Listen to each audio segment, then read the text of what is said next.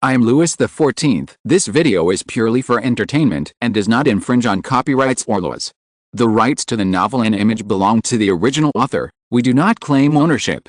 Don't like waiting and want to listen to this fanfic in full now? Subscribe to our Patreon, where you'll find the best fanfics. Chapter 26: The Bustling Market. The king didn't know that there was an admirer of his here yet. They continued forward. Behind the exquisite fruit and vegetable stalls were cheese and spice stalls, which were also managed by docile and beautiful men and women merchants.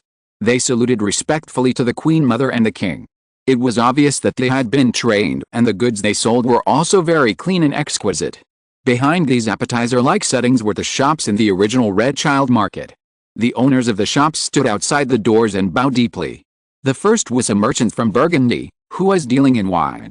Their best wine had been poured on a long oak table, waiting for the Queen Mother and others to taste it.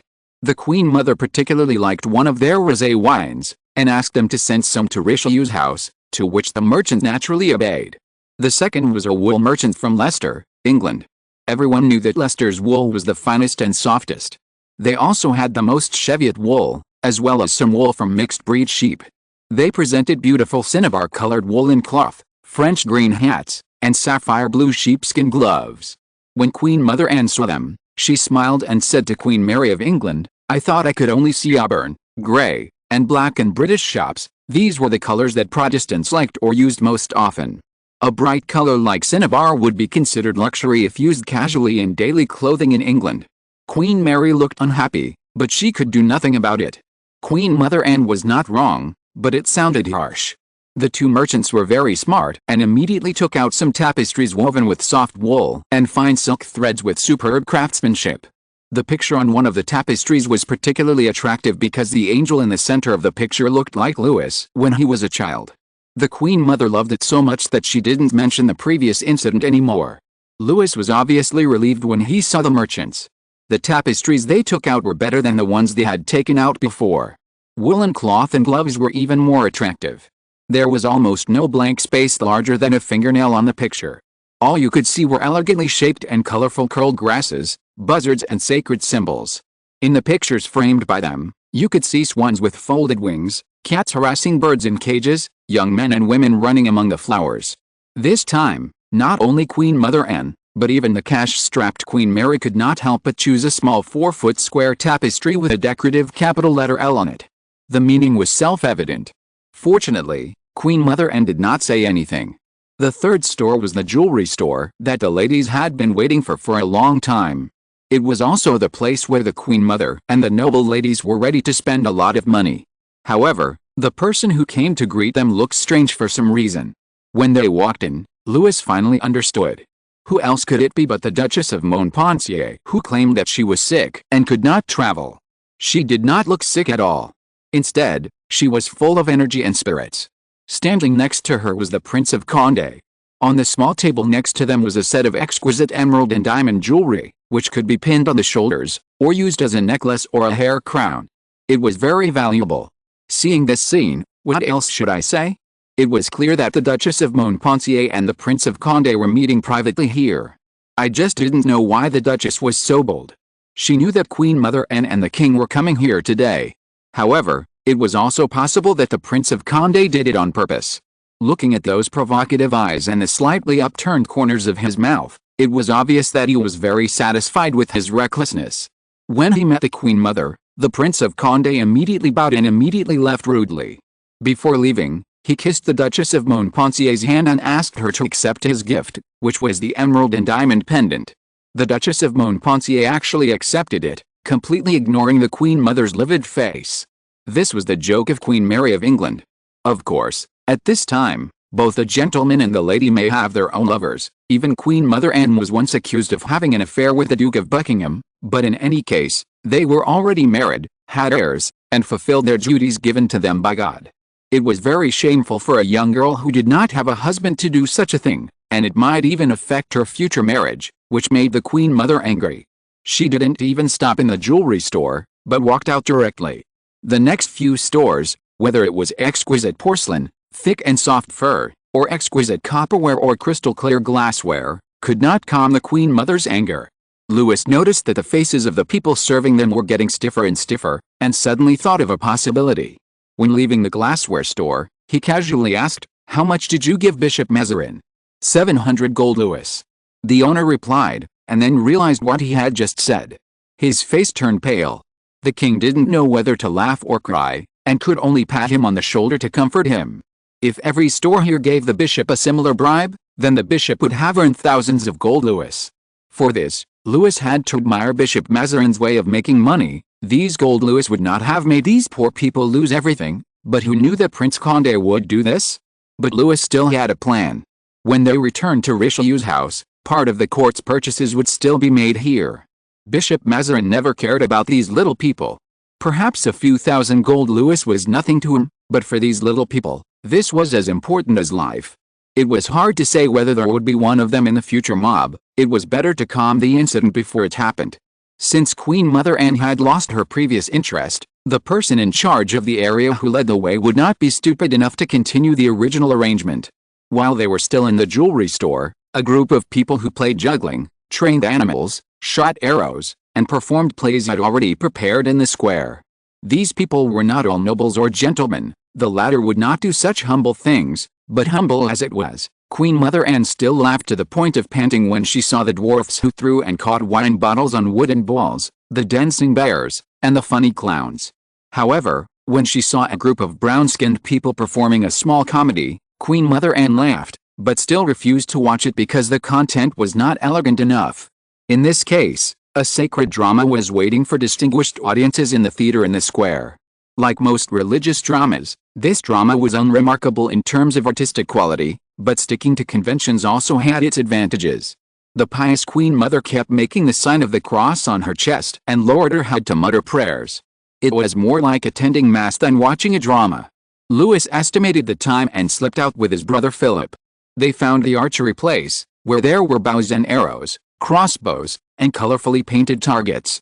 Chapter 27 The Position of Chamberpot. The king was already able to use the longbow and crossbow skillfully. Although his younger brother Philip was not very good at it, it was obvious that he was very happy to be able to hit one target after another under the guidance of his brother. In this era, the people who set up the targets would not use dolls to reward the winners. This game could be said to be a disguised gambling.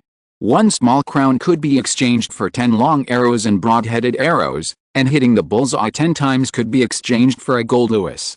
However, these targets were smaller than those used by the knights in training. Even well-trained longbowmen might not be able to hit them. Moreover, the last 3 parchment targets were not fixed on the wall, but tied to a thin rope. Even a slight breeze would cause them to move, making it difficult to hit the target. First, the king and his brother were playing happily there. Soon after, Princess Henrietta also came. However, it was not so much that she was assigned by Queen Marie, but rather that she finally used this as an excuse to get out of the long Latin monologue. She also took out a small crown to exchange for arrows, but compared with Louis, who had received orthodox education, and Marie Mancini, who was full of wildness, the princess's record was really pessimistic. To be more specific, the owner of the target kept complaining because he didn't know where the arrows were shot by the princess, and his losses were a bit heavy. Princess Henrietta's expression was really a bit bleak at this time. At this time, her maid Louise approached her and said something, and the princess took out another small crown, exchanged it for 10 arrows, and handed them to Louise. Louise was not the kind of girl who impressed people. Her facial features were more masculine and her face was too harsh, which did not conform to the aesthetics of today's people. Even her hands and feet were not small and delicate enough. However, it was with such fingers and palms that she could hold the longbow and crossbow steadily, and the arrows would not lose power or accuracy during flight. She did not stop, and shot 10 times in a row, hitting the bullseye every time. Even the 3 targets hanging with thin ropes were no exception. Now it was the owner of the target who was frustrated. He had been complaining before just to get more rewards from these nobles, but this would make him lose money. He cast a pleading look at the king. Louis knew what he was planning. He justly ruled that the owner of the target must give Princess Henrietta a gold Louis according to the verbal contract, and he had to obey. But when the king's first attendant Bontom said something to him, he became happy again. "What did you say to him?" Princess Henrietta couldn't help asking. She knew it was a little rude, but she really wanted to know if His Majesty the King would be willing to give her some extra protection. I told him that he could hang up banners to let people know that the king, his brother and the princess had played his game here. Louis said gently, "There will be many people willing to try it." "You are so kind," Henrietta said. "It's just a futile effort," Louis said. "For these people, some small problems that we don't care about at all may be a disaster in his life." Henrietta's face turned slightly pale, and Louis suddenly felt a little bit sorry. A noble lady like Princess Henrietta would never accept such education. She might sympathize with those hungry people who had no food or clothing, but this kind of emotion was high and mighty. She could never understand what it meant to put herself in their shoes or change her position. She was a princess since she was born, and might become a queen in the future, or at least a prince or duchess. Even if she almost died because of the poor economic situation, she would only remember the humiliation she suffered, instead of lowering her status and keeping the same eye level with those humble people. "It's my fault," Louis said immediately. "Dear Henrietta, I can swear that I have no intention of blaming anyone, you or your maid. I just don't want to see anyone disappointed. Although he is indeed a greedy guy, all we have to do is forgive." "Yes," Princess Henrietta said reluctantly, "this is exactly what the saint wants us to do." The king saw that she was not sincere, but he did not coerce her too much. There was no need for that. To Henrietta, the king only had pity and respect, and absolutely no love. Perhaps, for people in the 17th century, they were in a good time to talk about marriage, but for Louis, this was simply a crime. When Romeo and Juliet fell in love, Juliet was at least 14 years old. On this point, he absolutely supported Queen Mother Anne and Bishop Mazarin, hoping that they would be as picky as possible. He could wait until he was 22 to get married. Seeing this, the king's brother Philip immediately inserted himself between Henrietta and his brother. According to etiquette, Henrietta should walk behind him, so that Henrietta would keep a distance from the king. However, Marie Mancini had to walk behind the princess maid, which made her a little unhappy. But this could not be changed before she accepted the title or merit a lord. The king asked Bontom to tell her something, and she immediately left happily. When the king and the queen mother were here, of course no one would throw feces on the streets at will, but there was still a faint indescribable smell on the road. This smell became stronger when they walked through the small square, and the stench was mixed with a fishy smell. It seemed that even if the bishop banned them from selling fish today, the accumulated smell could not be eliminated. The mayor of Paris, who was also their guide today, was suddenly embarrassed. Fortunately, the mass dedicated to Queen Mother Anne was finally over at this time, and the Queen Mother's maids gathered together. If it was Louis a few months ago, he probably wouldn't understand what they were doing, but on the way from Versailles to Saint-Germain-en-Laye, he had seen such a scene many times. Simply put, this is an open-air toilet. The maids spread their cloaks to surround the Queen Mother, and then a special chamber pot maid brought the chamber pot for the Queen Mother to deal with personal problems. Speaking of which, the chamber pot attendant was originally the king's privilege, but since the daughter of the Medici in Italy became the queen, she has fought for this power from her husband. Queen Mother Anne can be said to be a beneficiary. King Louis certainly has his own chamber pot attendant, but he rarely uses it. No, if possible, he hopes to abolish this position. Whether it is hunting, surrounded by guards, looking up at the sky while giving back to nature, or at a noisy dance or a sumptuous banquet, two people are prepared under the cover of the tablecloth, one holding a chamber pot and the other holding a silk scarf, ready to serve him at any time. No, he doesn't want to. But the mayor of Paris doesn't think so.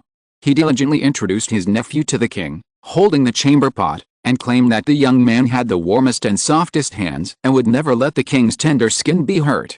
Just as Louis was choosing his words, making sure he would not hurt this, apparently overly power-hungry minister, nor would he let himself get hurt, a woman rushed over like crazy. When the alert guards stopped her, the king realized that she was the Duchess of Montpensier. At first, the king could not understand what she was calling, but Marie Mancini quickly returned to the king and nodded eagerly. "The Prince of Condé has been assassinated," she said. The latest novel is published first on Liu Nine Shuba. If you're listening to this novel on a channel other than Fanfic World, it means they downloaded and uploaded it without effort. We cordially invite you to visit our channel, Mundo Fanfic Novelis. There you'll find the original version of this story, and you can explore many other novels of various genres. We're waiting for you to immerse yourself in a world of incredible novels. Chapter 28, Reluctant Rescue. People were in an uproar. Louis immediately held out his hand and asked his brother Philip to hold it. He immediately returned to Queen Mother Anne. Interestingly, none of the noble ladies who would faint immediately when they encountered a little thing usually collapsed at this time.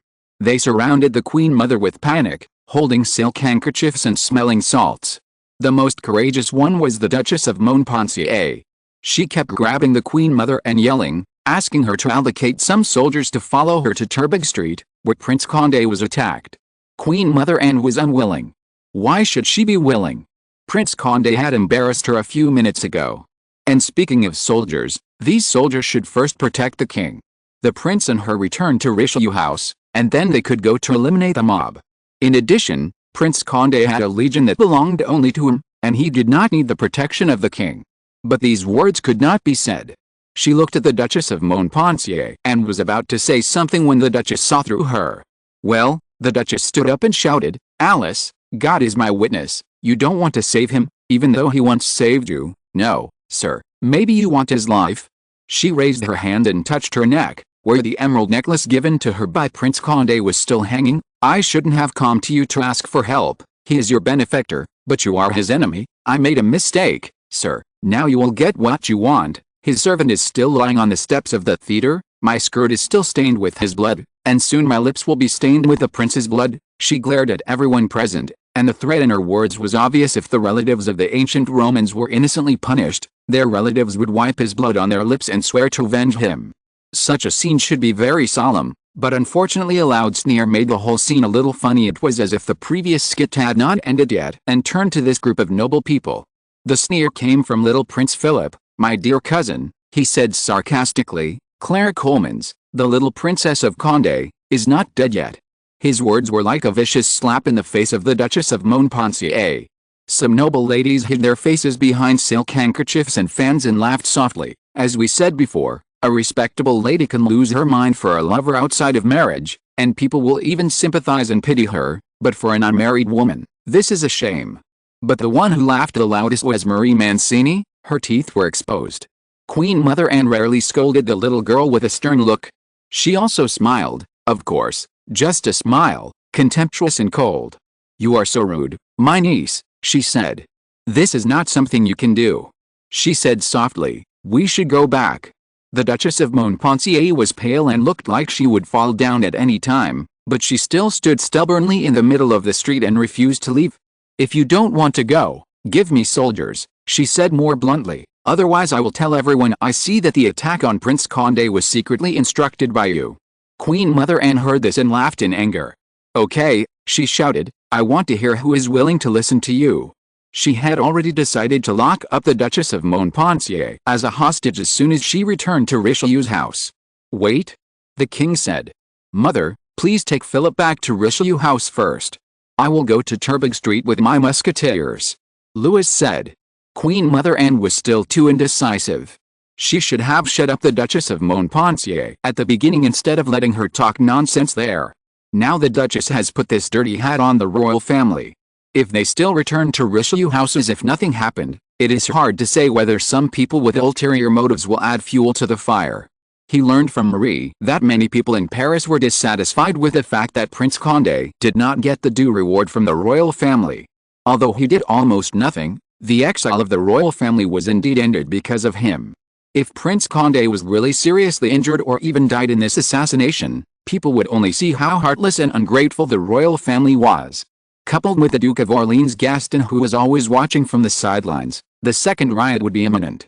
Queen Mother Anne rejected Louis's request without hesitation. Louis sighed in his heart. The Queen Mother was not a political animal. This was his luck and misfortune. "I must go," Louis said. "Only if the king risked his life to save the Prince of Condé, this matter would not become a disgusting scandal." The Queen Mother almost shed tears, but the king could not wait any longer. He pushed Philip into the Queen Mother's arms, grabbed the horse brought by the musketeer officer, and after jumping on the horse, he leaned over and said to the officer, "Pick out the 12 most agile and brave young men from you and give them to me. The others will take my mother and brother back to Richelieu House." He looked at Marie, who took a step forward. Louis hesitated for a moment, but still shook his head. Even if it was an open secret, The fact that Marie was a witch was still a secret. "Where are Bishop Mazarin's people?" asked a musketeer officer. "Give them each a Louis of gold, as long as the Queen Mother and the others are safe." Louis said, "Each of your boys can get 2, and those who go with me can get 5. They will be so happy that they will go crazy." The officer said he knew that many of his boys often spent more than they earned. Weapons, horses, and clothes were all big expenses, and they always had 1 or 2 lovely lovers, and he also had a good person who was always on his mind. He was worried about how to equip his good girl with a set of high-quality clothes on the feast of St. Catherine. During this festival, every girl had to dress up as St. Catherine, and now the king's reward solved this problem for him. The officer immediately went to select a man in high spirits. The king's brother Philip took the Queen Mother's arm and looked at Louis. How much he wanted to be with his brother, but he also knew that this was almost impossible.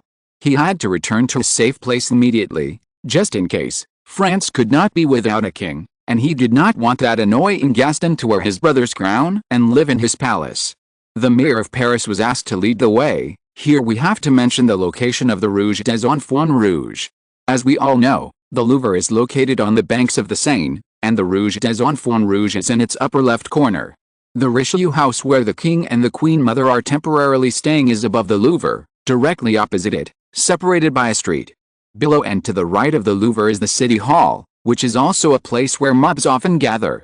Therefore, neither the Queen Mother nor the Prince of Condé would choose this road, but rather the Rue Turbidger where Prince Condé passed when he was attacked. There are only a few steps between Rue Turbidger and the Rouge des Enfants Rouges. The king was not planning to march over there in a swagger, as there should be several small streets connecting Turbig Street and the market. The problem was that the mayor didn't know and his son didn't know either. Although Louis knew very well that they were just retreating because of cowardice, he still felt a little disappointed. At this moment, 2 respectable gentlemen came running over breathlessly. One of them was Sebastien, who had waved his hat to the king, and the other was his friend. As soon as they heard that the king was going to take people to rescue Prince Condé, they hurried out to join this brave team. Chapter 29, Ugly but Real Paris Streets. Coincidentally, Sebastian's friend had a lover on Turbig Street. Her father was a stubborn and irritable man, so Sebastian's friend had to sneak through the alleys to meet her. So when he heard what the prince's servant said, he immediately knew the prince's current location. "But you can't ride a horse in that kind of alley," he said embarrassedly. "Even walking is very difficult."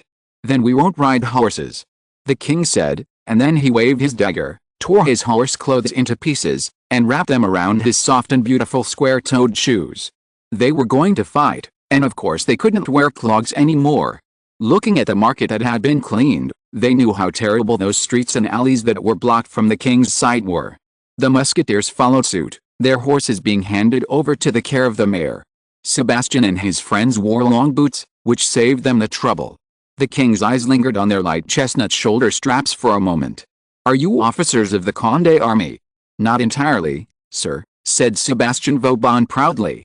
"I am still a trainee officer. I came to Paris to receive the commendation and officer's position because I received the prince's praise." His friend glanced at the king uneasily. Louis smiled. "I swear that the Prince of Condé will be very willing to give you this position," he said. "You and your friends will not only receive the prince's reward for your bravery, but also mine. I said before that I would give each boy 5 Louis gold, and you too." Sebastian's friend moved his lips as if he wanted to say something, but at this time, they had to set off, so he had to lead this distinguished personage and the musketeers into the nearest alley with his head down. Everything was just as Louis expected. In places that the king couldn't see, there was filth and ugliness. The road surface of the Red Child Market was just flat soil, but here there were only mud and potholes. The potholes were filled with black water. The unidentifiable waste was the hills protruding from the swamp. Maggots and flies danced on them all day long. Various odors kept pouring into their noses. The most common was the hot odor of fermented feces, the moldy odor of dried meat, the sour odor of cheese, the sticky odor of pickled fur, and the chilling odor of dead cats and dogs. When they passed an open courtyard, they saw a woman with a big belly squatting on a pile of coal ash. She numbly looked at every man passing by and continued the birth process without covering up. A baby fell from her skirt, raising a lot of dust. She looked down, lifted her skirt, and threw the baby into the coal ash, and continued to do her work, washing clothes and urine. Sebastian almost rushed over, But his friend stopped him and shook his head, indicating that they had more important things to do. Louis could only remember this incident. It was not that he could not give the woman some money, but he also knew that those dark windows seemed to say that the room was empty, but there were many hungry mobs here. They were able to restrain themselves only because the king and his entourage were dressed in bright clothes and equipped with muskets and daggers. But if he took out the gold coins, it would ignite the fuse leading to sin. He knew how terrible the people were when they were crazy. Sometimes they didn't even know what they were doing and were completely dominated by impulse. Fortunately, this alley was frequented by Sebastian's friends, although it was indeed dirty, smelly, rugged, and narrow. The widest part only allowed two slender women to pass each other face to face, and the narrowest part required the musketeers to raise their hands and move sideways.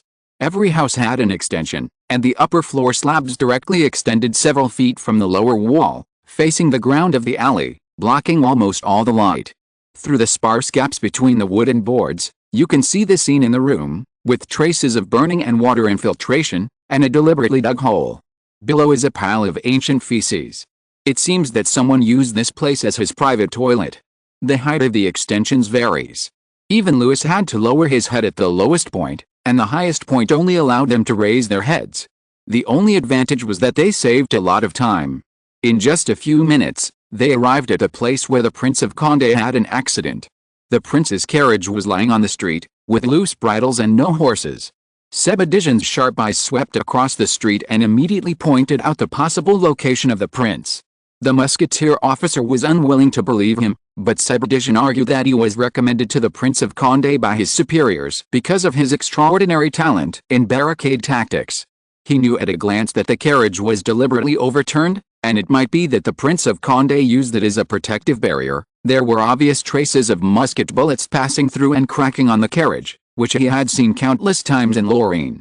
And the traces left by these bullets were almost all concentrated on the left side of the carriage. That is, the prince must be hiding on the right side. There was a tavern, an antique shop and a collar shop on the right side. He chose the antique shop without hesitation. "But how do you know that the prince is in the antique shop?" asked the king. "That's inevitable," Sebastian said. "If it were me, I would also choose the antique shop." "Your Majesty, the prince is a brave warrior. In addition to the jewelry that ladies like, there are also daggers and armor that men like. He can arm himself immediately." Sebastian's speculation was correct. As soon as they rushed into the store, they saw Prince Condé holding a small shield and a rapier, confronting three assassins at the same time. There was a reason why the Duchess of Montpensier was so obsessed with this prince. He was in the best age of 30 for a man. He fought for France for 12 years. The long military life gave him a healthy body and fearless courage. He had a broad forehead, black curly hair draped over his shoulders, his eyes glowed with anger, and his neat and white teeth were clenched tightly, but every time he swung the sword, he would roar like a lion. Because they were too close, the king did not order the musketeers to shoot, but drew their swords to talk to the assassins. The musketeers were all strong and brave young men, and the two helpers who volunteered to come were not to be outdone, but the narrow and macy shop limited their ability to play. Sebastian and his friends helped the prince at the king's signal, and the others went to help the other two. Seeing that the prince had so many helpers, the assassins immediately showed a shrinking look on their faces, and the Prince of Condé showed courage many times beyond that of a pampered person. Even if his enemy escaped, he would chase him and personally pierce his back with a sharp sword, and then turned around and fought side by side with the two officers who were obviously from the Condé Corps. Almost all the shelves in the antique shop were knocked down by them. At first, the prince wanted to delay the pursuers, and later, the assassins wanted to get rid of the musketeers. They jumped around in the shop, and anything could be used as a protective gear and a weapon. The sound of wholesale and retail goods clattering was endless. Only two musketeers stood beside the king, vigilantly observing the surroundings. For them, although it was a pity that they could not let His Majesty see their excellent skills and strength, it was also an incomparable honor to be able to protect the king. When they saw Prince Condé holding a sword and walking towards the king, they immediately put their hands on the musket and the hilt that were enough to threaten him. Prince Condé seemed to realize something, and he dropped his weapon on the ground and knelt down in front of the king. The king stretched out his hand, and he immediately kissed it. Chapter 30. A wonderful threesome. The hands of the Prince of Condé were very rough. Of course, a soldier's hands were definitely not delicate and soft. His palms were very hot, and one could almost feel the blood vessels beating. He was still panting heavily, so he couldn't speak for a while, but Louis still saw suspicion flashing across his eyes. This was also normal. After all, he had just ridiculed Queen Mother Anne and the entire royal family at the Red Children Market, which was only a few hundred feet away from here. "Please stand up, my cousin," Louis said gently. "I am very relieved to see that you are safe and sound." The Prince of Condé hesitated for a moment and stood up. The strange color slowly disappeared from his eyes. It was not that he believed that Louis had no ill will towards him, but he also thought that the king didn't need to do this at all. Moreover, as a king with a noble status, even if he didn't appear here, he must be grateful for the king's kindness. He even felt a little fortunate.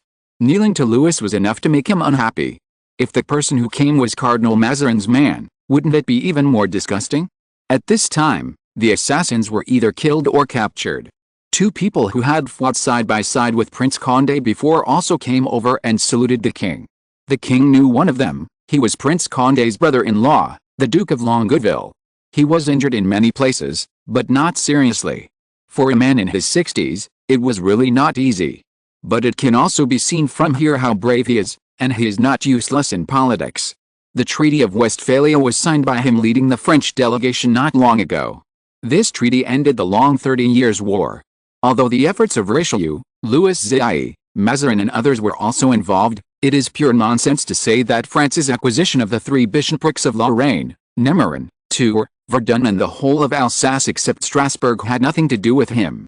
But for a young, beautiful and charming woman, being forced to marry such a gray-haired, wrinkled widower in her prime was simply a torture. So even though the story of Mrs. Longueville's affair spread from Munster to Paris and Saint-Germain-en-Laye, the Duke of Longueville forgave her generously and was not angry about her infidelity.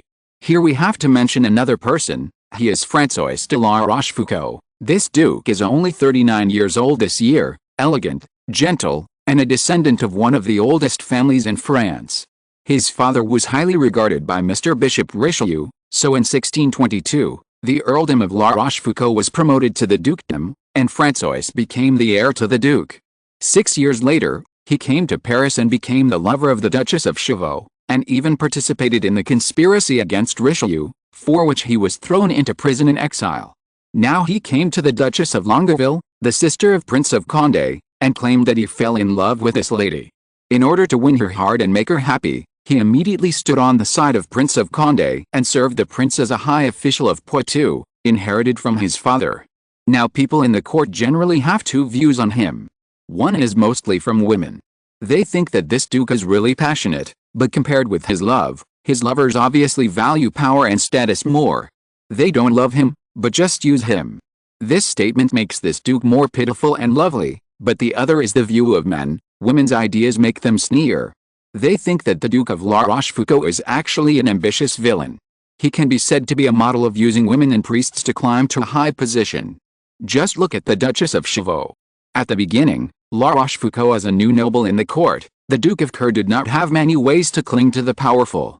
In contrast, the Duchess of Champs-Élysées first married Luna, the chief minister of Louis XIV, and then became the chief steward of the court of Anne, the queen of Louis XIV. After Luna's death, she married the powerful Duke Claude of Champs-Élysées. It can be said that this lady was very popular in those years, and she was more than 10 years older than the Duke of La Rochefoucauld. No one would believe that there was any true love between them, but it was this lady who brought the Duke of La Rochefoucauld to the king and the prince, allowing him to occupy a very good position in the court. If the Duchess of Champs-Élysées had not had a conflict with Mr. Bishop Richelieu later, this gentleman would probably have continued to rise to prominence. After that, he was imprisoned and exiled. People thought he was finished, but who knew that he actually became the lover of Mrs. Longueville and returned to Paris openly. Louis saw that there was a reason why the Duke could seduce two powerful ladies in succession without being retaliated by jealous husbands or rivals.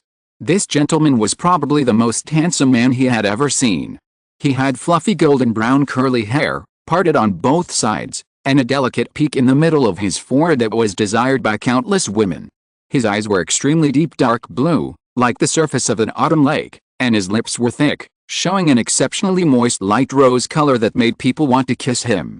In addition to his impeccable appearance, His calm temperament was also a feature that could not be ignored. In addition, as the king had just seen, he had taken the lives of 2 assassins in a row and captured one, which was a great achievement, so he had nothing to blame in terms of bravery. What also surprised the king was that the Duke of La Rochefoucauld should be 38 years old, but he looked younger than the Prince of Condé. It was not right to say that the Prince of Condé was treated more harshly than him, because he served in the army at the age of 16, while the Prince of Condé became an officer at the age of 18. The Duke of La Rochefoucauld was one of the people who accompanied the Prince of Condé during the assassination. It was just unknown whether he and the Prince of Longueville were summoned together or met by chance. If it was the former, Louis really had to praise the Prince of Condé for his generosity, but he soon stopped dwelling on it because Madame Longueville came. As soon as the carriage stopped, the lady immediately jumped down with her skirt lifted without any manners. After saluting the king, quite perfunctorily, she first hugged her brother with tears in her eyes, and then glanced at the Duke of La Rochefoucauld with tenderness, and then went to check the injury of the Duke of Longueville. They took a rest in the tavern next to the antique shop. The Duke of Longueville's head was gently placed on the knees of the Duchess of Longueville, but her eyes could hardly leave the Duke of La Rochefoucauld, although her hand was tightly held by her husband. Louis had heard a ridiculous rumor that the eldest son of the Duke of Longueville and his stepwife might be the child of the Duke of La Rochefoucauld and this lady. To be honest, he didn't believe it. It's not that there have been such scandals, but generally speaking, the husband would not admit it. The child might become a monk or a squire at most, but under such an obvious formula of Duke of Longueville Madame Longueville Duke of La Rochefoucauld, he almost believed it. It is said that the child is already 5 years old. About a quarter of an hour later, Cardinal Mazarin led the soldiers to greet the king. At this time, the light had become very dim. The king saw the disapproving expression on the face of the bishop, but he pretended not to see it. As soon as Louis returned to Richelieu's house, he heard that the Duchess of Montpensier was locked up. He was not surprised or sympathetic. Since the Duchess came to Paris, she has been constantly consuming the Queen Mother's patience with her. The Queen Mother did have a feeling of pity for her, and perhaps a little affection. After all, after the Duchess of Montpensier was born, she was almost raised by her. At that time, Anne, who was still the queen, did not have Louis and Philip. She poured almost all her motherly love on the Grand Princess, the title of the Duchess. Unexpectedly, in just a few years, the Duchess of Montpensier's thoughts were completely turned around by her father Gaston. It is hard to say whether her obsession with Prince of Condé is real or because she hates Louis and his mother. She is willing to do anything that can make them unhappy. Chapter 31, The Hesitant Prince of Condé and His Instigators. The Prince of Condé soon learned that the Duchess of Montpensier was under house arrest in her room, but he did not care at all. The relationship between him and the princess could only be described as one of mutual benefit, or, because of the weakness of women themselves, the Duchess of Montpensier might really have real feelings for him, but for any man with status and moral requirements, it would be a despicable thing to have something happen with a woman who has not yet entered into marriage. If he had not married, he could have used marriage to cover it up, but the Prince of Condé got married very early, although he did not like his wife, the niece of Cardinal Richelieu, at all. Clara Colemans, this poor woman, was only 13 years old when she married the Prince of Condé. Now she has given birth to a 7-year-old son for the Prince of Condé, but this son unfortunately inherited her short stature and hunchback, which made the Prince of Condé go from ignoring her to hating her. In contrast, her love for the Prince of Condé became even stronger and deeper. She used all the inheritance she inherited from Bishop Richelieu, whether it was money or connections, on the Prince of Condé. She also inherited another inheritance from Richelieu, that is, a vicious heart and keen insight. Today, the Prince of Condé's face was full of clouds. Both the prince's mother, people respectfully called her the old lady, and his brother-in-law, the Duke of Longueville, believed that this was because of the assassination. Although the prince and the two dukes were safe, his favorite servant, who was also the most loyal, died because he had to run to ask for help from the king and his entourage. There were also several other reliable servants who had followed him here since the battle with the Spaniards. Your Highness, Princess Clara called her husband, and sometimes called him Monsieur, because he never wanted to be too intimate with her in any public or private occasions. Are you worried about the wives and children left behind by those loyal men? I am very relieved to leave this matter to you. Prince of Condé said, that's not what I'm worried about. If it's not for the dead, said the princess, then it's for the living. Then I want to tell you that I have made arrangements for the 2 officers you brought with you. They are staying in the nearest inn. My servants will give them a large écu every day to prepare meals for them. Each of them has received a reward of 20 gold louis.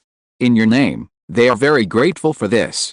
Prince of Condé's face, which seemed to be covered with thick clouds, finally showed a bright smile. "Oh," he said, "my lady, this is much more than the king promised."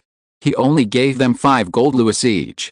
"That's as it should be," said the princess. "They are not the king's officers, but yours. I decided to give them so much only after seeing the light maroon sash. Otherwise, I would rather they ask the king for a reward." "That won't do, madam," said the Prince of Condé. "No matter what color their sashes are, they are brave men and they saved my life. 20 gold louis are not a lot." "I think loyalty is more valuable than courage," said the princess. "You can pick out a brave man among 100 people, but you may not be able to pick out a loyal person among 10,000 people."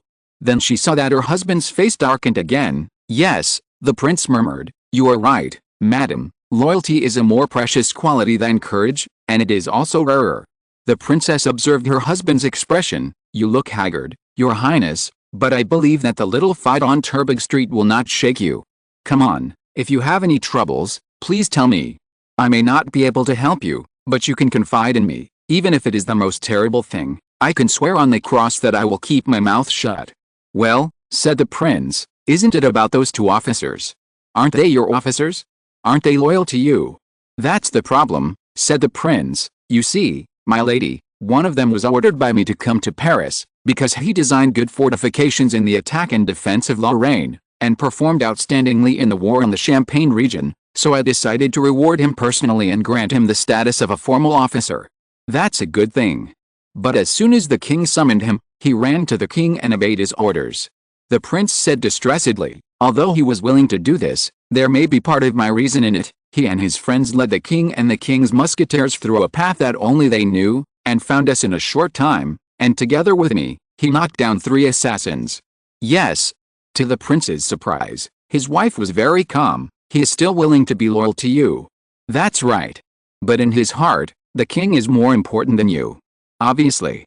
"That's it," said the princess's wife. "This is the key, your highness. Do you think your strength will be inferior to His Majesty the King at this time? How is this possible? Then what about the achievements on the battlefield? Can he compare with you? No, he's still a child. Then in the study and the conference room, has he performed better than you?" "Of course not," said the prince. "He is not allowed to get involved in government affairs yet." He glanced at his wife. "What are you trying to say, madam? Don't you understand?" The princess smiled and said, "Your highness, what I mean is that the only thing you lack compared to His Majesty the King is a title." This sentence made the Prince of Condé jump up from his chair. He stared at his wife, as if she had suddenly shed her human skin and showed her true face of the devil in front of him. "What are you talking about?" he shouted. "Tell me, you don't know what you are talking about." "On the contrary," said the princess, "I know very well what I am saying, and so do you, your highness. You are just blinded by the so-called loyalty, just like that young officer. Can't you see it? Now the people of Paris, and even the whole of France, are more willing to obey your will than to surrender to a priest's robe and a foreign woman's skirt. I saw this from the day you entered Paris. Otherwise, you let our king lead 800 soldiers, no, even 8,000 soldiers to face 100,000 mobs. Could he have won as easily as you did? Your highness, if he could have done it, he would not have been driven out by the people of Paris." "Oh my God!" Prince Condé shouted, "You are instigating me to do a sinful thing. Like Lady Macbeth, you are manipulating your husband to seize things that do not belong to him. You are totally wrong." The princess stood in front of the fireplace. The red fire became her background, and her face was almost completely immersed in thick shadows. "Macbeth is just a minister, and your ancestors have been the assumed heir to the throne before 1601, and your grandfather, your father and you have always been the chief princes of the royal family. You have always been only one step away from the throne. A step that can never be taken." Prince Condé said, "I will never be a despicable traitor." "Then this situation will happen again and again, and in 3 places." The princess's voice came from the darkness. "He will take away everything from you, your highness. He is the king." She took a step forward, and the prince took a step back and fell into the chair. "Although you can contradict the bishop, Laugh at the Queen Mother, and ignore the king now. It is because the lion is still young, but one day it will grow into a behemoth. At that time, you will need to beg him for a little mercy. Chapter 32 The Secret of the Romantic Duke. The Princess of Condé walked out of the room and met the Duchess of Longueville in the corridor. The two women looked at each other in the dim light. They used to be enemies who hated each other. When Bishop Richelieu was in power, the Prince of Condé, who was still the Duke of Enghien, had a woman he loved, and even the Duchess of Longueville regarded her as a future sister-in-law. Although Clara Coleman's sudden insertion was not her intention, it was essentially a humiliation to the entire Condé family.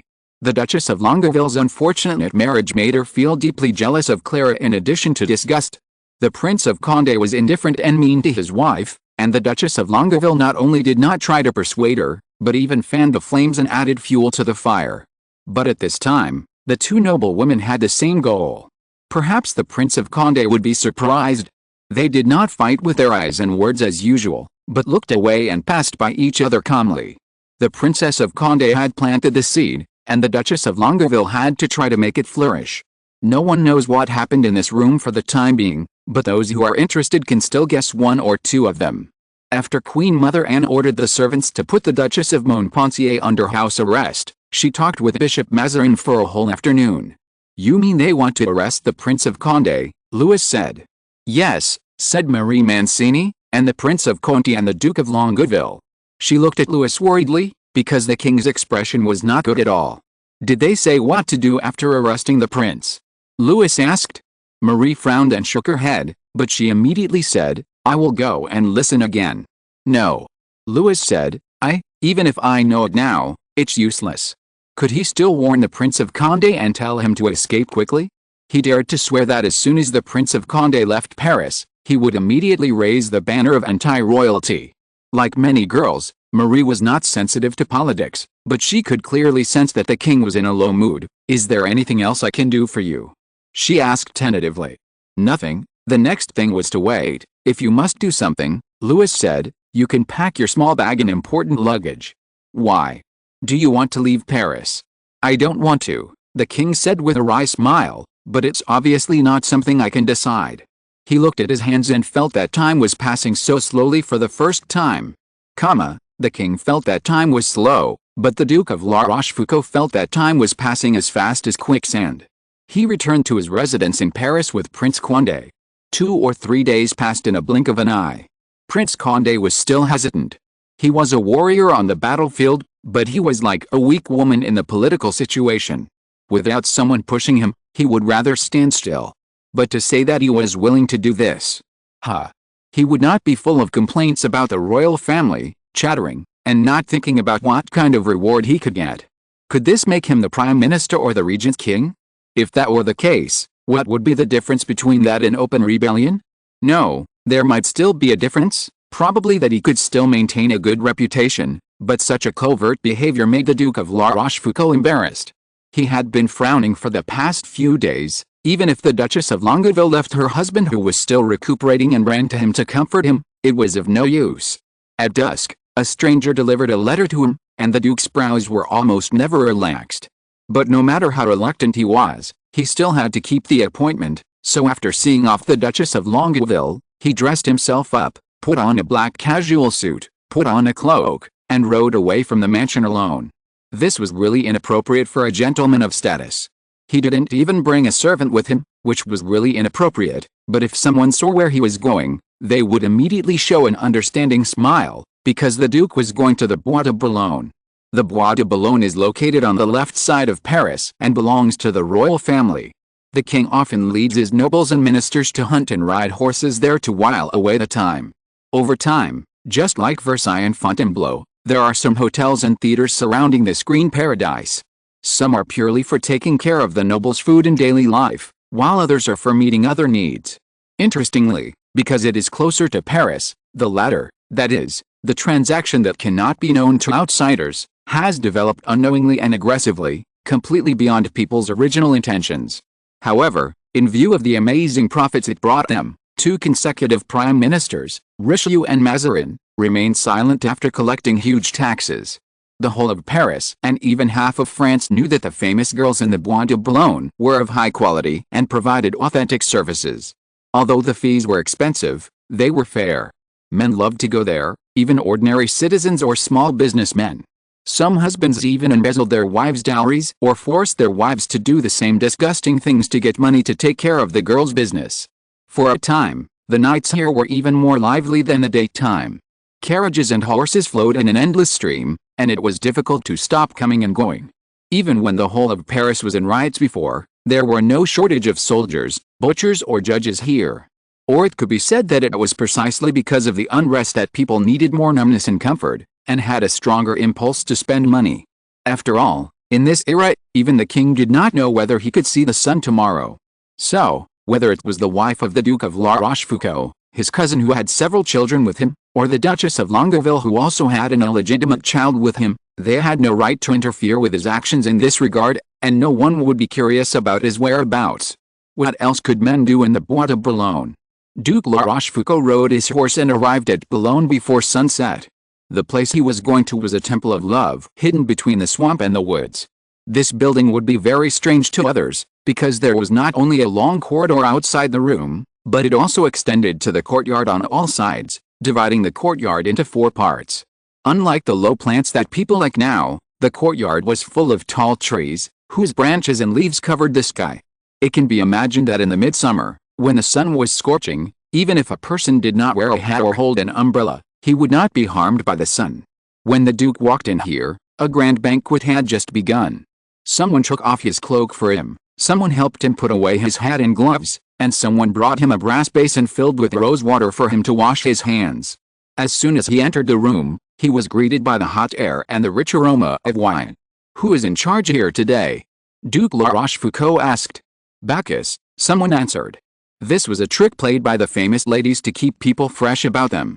Bacchus, because of its secret and dark symbolic meaning, appeared almost second only to Venus. So the Duke also changed into Roman cross-strap shoes, put on a loose linen robe, and wore a crown of ivy and grape branches. A young man with bare arms poured him wine, and he took the wine glass and drank it all. This was almost a hint. He followed the young man to the depths of the courtyard. Every room he passed was full of spring. The Duke thought, if someone wants to be a divine judge, it is better to let him walk through here instead of walking through the 12 red-hot iron plows. If he cannot have any desires, then he is no different from a saint, and of course he will not be guilty. This thought disappeared only when they reached the end of the corridor. When the Duke's guide stretched out his hand and pushed open the heavy bronze door, no one could have guessed that the delicate and white hand, as if made of powdered sugar, had such great strength. Inside were several rooms connected together, separated only by curtains. In every corner, young men and women were sitting or lying, drinking and having fun, letting the scarlet wine pour onto the expensive silk carpet. The last curtain was a thick blue-purple velvet, dotted with long-forgotten patterns. The young man stopped here. The Duke of La Rochefoucauld waited with bated breath in an attitude of respect that he had never shown to the king or the Prince of Condé. He lowered his head and walked in step by step until he was called. Chapter 33, Mad Vampire Prince Amin. A man who looked only about 30 years old was sitting in a high-backed chair waiting for the Duke. This high-backed chair, which was completed in the 13th century, was the most typical Pope's chair, that is, the backrest was particularly wide and composed of 3 pointed arches, and then there were 3 pointed arches on each of the 3 sides formed by the legs of the chair. In this way, people can see a total of 12 arches and dozens of thin columns on the chair. There are curly lines above the armrests of the chair, and there are no armrests. The seat is covered with brocade cushions, and the 4 corners of the cushions are hung with gold tassels. Apart from this chair, there is no other furniture in the room, only curtains and tapestries. The wall panels are dark black, and the hanging brass brackets are burning with fragrant candles. Duke La Rochefoucauld saw that the other party stretched out his hand to him before he dared to walk forward and kiss the ring on that hand. The coldness from that hand made the Duke shiver. "Your Highness." The Duke stammered, and the hand withdrew and waved. "I know what you are going to say," the prince said, "but there is no need, Duke, no need, because we have been watching you, my good sir," he said jokingly. "We know what you did." The Duke's knees suddenly weakened and he knelt on the ground involuntarily. "Your Highness." "Oh, Your Highness," he begged, "I swear, I can swear to God." He heard someone laughing and realized that he had said the wrong thing. "Well," the prince said, "did you really do something?" "I believe you, Duke. I don't know how loyal you are, but I don't believe you have such courage." This sentence is humiliating to most men, but for Duke La Rochefoucauld, it is tantamount to pardon. He raised his head gratefully, but when he saw the pair of strange red eyes, he lowered his head involuntarily. "Raise your head," the prince ordered. He had to look into those eyes again. He saw his own shadow reflected in those eyes, just like the Duke of La Rochefoucauld immersed in blood. This scene filled him with fear and uncontrollable attraction. "Come closer, Duke," the voice said, and the Duke immediately obeyed. He moved his knees and almost touched the footstool in front of the chair. He could clearly see the relief on the panel, which was 4 oak leaves and doves, as well as lilies. The 4-leaf decoration symbolized the 4 Gospels. The dove and lily represented the Holy Spirit and holiness respectively. What a irony, such a solemn and sacred chair was occupied by a vampire. Amun, the patriarch of that Simi clan in the demon party, according to the tradition of the blood clan, he was a prince and the patriarch of all vampires in that Simi clan. It was because of his submission to him that the Duke of La Rochefoucauld was able to maintain his youth, beautiful appearance, strong physique and flexible skills, as well as attractiveness to women and even some men. It was also because of this that Amun did not think that he could betray himself, because compared to money, honor and faith, what he could give to the Duke was much more important and precious to the Duke. "You did not betray us," Amun said, "then I can only think that you have been delaying the meeting with me because you cannot meet my requirements." "Yes," the Duke whispered. "You don't have to do this," Amun said with a smile, "although the dark creatures, including the secret party and neutral clans in the blood clan, all think that Tsimishi family in the demon party are all crazy.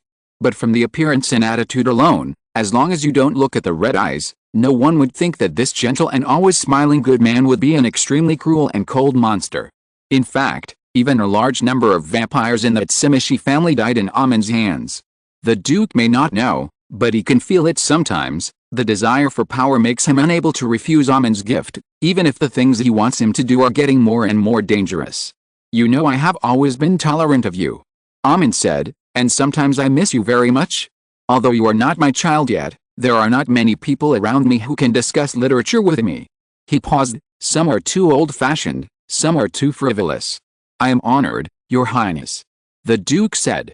"I know you are always cautious," Amun said. "Maybe you just don't want to see me empty-handed, but it doesn't matter, Duke. Even if you just tell me some interesting rumors, I am willing to listen." "What kind of rumors do you want to hear?" "How about your king, Louis XIV? I can only say that he is still a child." "Inwardly, or physically?" "Body," the Duke said. "He is still young, but he is already a lion." "It sounds really surprising," Amun said. "It is rumored that he has not received orthodox education. Some people seem to be born to be kings without learning," the Duke said.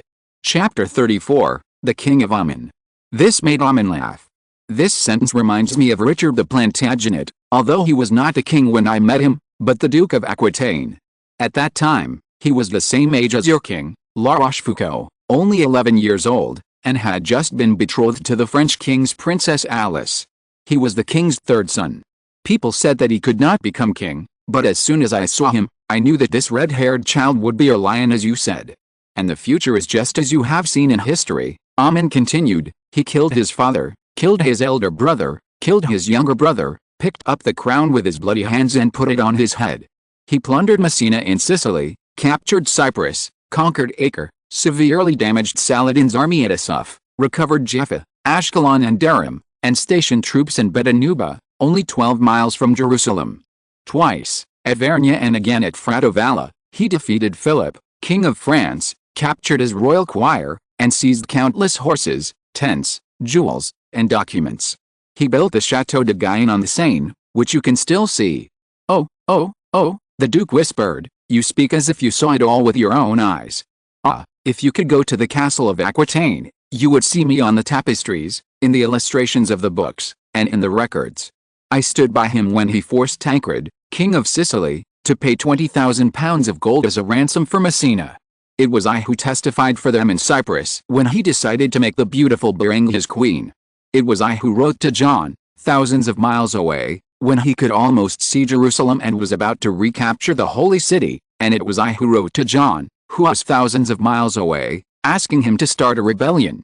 Finally, when he was shot by an arrow in the Chaillot Castle in Limousin and was almost dying, I asked him if he was willing to abandon his faith and return to darkness, but he refused. Even so, Duke, I still love this child from the bottom of my heart. The vampire suddenly leaned forward and took out a holy relic box as big as a baby's palm and opened it to the Duke.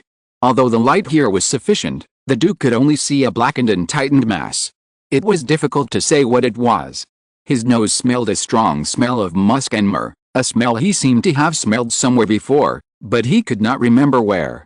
After he died, 3 knights followed his instructions and sent his heart, head and body to 3 different places for burial. The body was buried at the feet of his father, Henry II, as a sign of repentance. The head was left in Aquitaine, and the heart was given to his queen, Berenga. But I kept his heart. As you can see, I squeezed out all the blood from it using a secret method, stuffed and pickled it with spices, shrunk it, and carried it with me. Duke La Rochefoucauld opened his eyes wide and could hardly speak. But that is against the secret method, he shouted out of control. That is a king, a great king. You can't allow a king, or even a person who could become a king, to be transformed into a vampire. Tsimish never needs to follow any old rules. The Prince of Tsimish shook the reliquary in his hand. La Rochefoucauld, you disappoint me. I thought you could give me a wonderful performance on this huge stage, but no, Duke, there is nothing. You and the Prince of Condé smell more rotten and dead than this Ferretou. You see, I once had a king, Amin said, but I lost a child in the end. I still want a king now, a king who is destined to be the master of an entire country when he is still in his infancy. You know, so far, I still don't have a satisfactory heir. I want an heir who may be more to my liking than Richard. When he said this, Amin could be described as excited. Maybe at the beginning he was just intimidating the Duke because of his incompetence, but now, the new idea made him involuntarily excited. Compared to the vampire's calmness, the Duke of La Rochefoucauld was terrified. When he came, the worst plan he had was to lose Amin's favor. He didn't even think that to Amin, he was just a human being, a thing that could only be regarded as a tool and food in the eyes of the vampire. It was not surprising that the Duke had such an idea. People in the Syria always believed that a noble person should be treated with extra favor, no matter whether he had nowhere to go or committed a terrible crime. Even if a king had been sent to the guillotine, they still stubbornly believed that blood and birth should be better than talent and wisdom. Now he really felt fear, because the things he usually relied on suddenly lost their effect. If it weren't for the last bit of sanity that maintained the Duke's demeanor, he might really die here tonight, just like those lowly people who were never taken seriously by him. But if you do this, the Duke whispered, he will hate you. Amin glanced at him. The Duke's premonition was correct. When a new idea seized the crazy blood prince, La Rochefoucauld, the human being he once admired, immediately became boring. You would think so, Amin said jokingly, that's because you are still a human being, Duke. And I don't care whether my children hate me or not. What I need is an heir, not a lover. Of course, the vampire stretched out his hand and pressed the Duke's shoulder. Not now, your fear comes too early, my friend. As you said, his soul may have revealed a moving brilliance, but his body is still very young. We still need to wait. Time will polish him better, just like my Richard. In this case, Duke, your task becomes more urgent. Tell me, have you encountered any difficulties? Maybe I should let another person do this job. No, Your Highness, no, the Duke said anxiously, I already have a way. The fear of death suddenly made his sluggish thinking work violently. In fact, he had this idea on the way here, but it was quickly overturned by himself because it was too dangerous for him. But now he was standing on the edge of the cliff and could fall at any time, so he didn't care about it. What method? I will seek refuge with Bishop Mazarin, the Duke said. I will try to persuade the bishop to arrest the Duke of Condé and others as soon as possible. When he is in prison, his reputation, status and life will be controlled by others, and he will not be as stubborn as he is now. This doesn't seem to be a bad idea, Amin said, but if it is leaked, you may be regarded as a traitor and executed, or Mazarin is unwilling to protect you, and you will still die. So this is not what I originally planned, the Duke thought bitterly. Then go ahead, Amin said, don't forget, what I expect is a good enough show. Wait. Duke La Rochefoucauld stopped. Don't forget your reward, Amin said, clapping his hands, and a young man came in holding a silver cup filled with black potion. Amin cut his wrist with his nails and dripped his blood into it, only 3 drops, and after falling into the potion immediately turned into a strong scarlet. Although the Duke was still in shock, he still showed greed when he saw the potion. He took the cup with trembling hands, drank it all, and bowed to Amin again. If you're listening to this novel on a channel other than Fanfic World, it means they downloaded and uploaded it without effort. We cordially invite you to visit our channel, Mundo Fanfic Novelis. There you'll find the original version of this story, and you can explore many other novels of various genres. We're waiting for you to immerse yourself in a world of incredible novels. Chapter 35. The King wants to say something. Duke La Rochefoucauld walked away worriedly. The young man beside him watched him leave and immediately returned to his master. His eyes sparkled in the candlelight, and he was about to say something. Amin glanced at him lazily, stretched out his hand, and gently pinched his ear with his sharp nails. What do you want? Everyone knows that His Royal Highness Prince Amin likes young men of noble birth, handsome and smart. His children often pay tribute to him with such gifts. This boy was once the youngest son of an earl. Although he was destined not to be valued like his brothers, he lived a carefree life under his mother's skirt like a sweet kitten. Even if he was taken to Paris, away from his parents, serving a dangerous vampire in the dark, he was still the most special among all his kind, which made him extraordinary in courage. Your Highness, he said excitedly, are you talking about our king just now? Yes, Amin said with a smile, it is our king, Louis Dudonné Bourbon. You have heard of his name too. How could I not have heard of it? The boy said boldly when he saw that he was not angry. When I was 5 years old, my father held a grand celebration ceremony for his birth. If I had not come here, Your Highness, I might have inherited my uncle's position and become a cloakroom official for His Majesty. Oh, Amin said, I have never heard you say that. So, his fingertips gently tidied the boy's fluffy hair. You don't want to stay with me anymore. I would rather serve you, the boy said smartly, but if you want to know about this Majesty, I am willing to find out for you. Ah, you are willing to be my Mercury. Mercury's the god of commerce in Roman mythology, but also the patron saint of thieves and swindlers.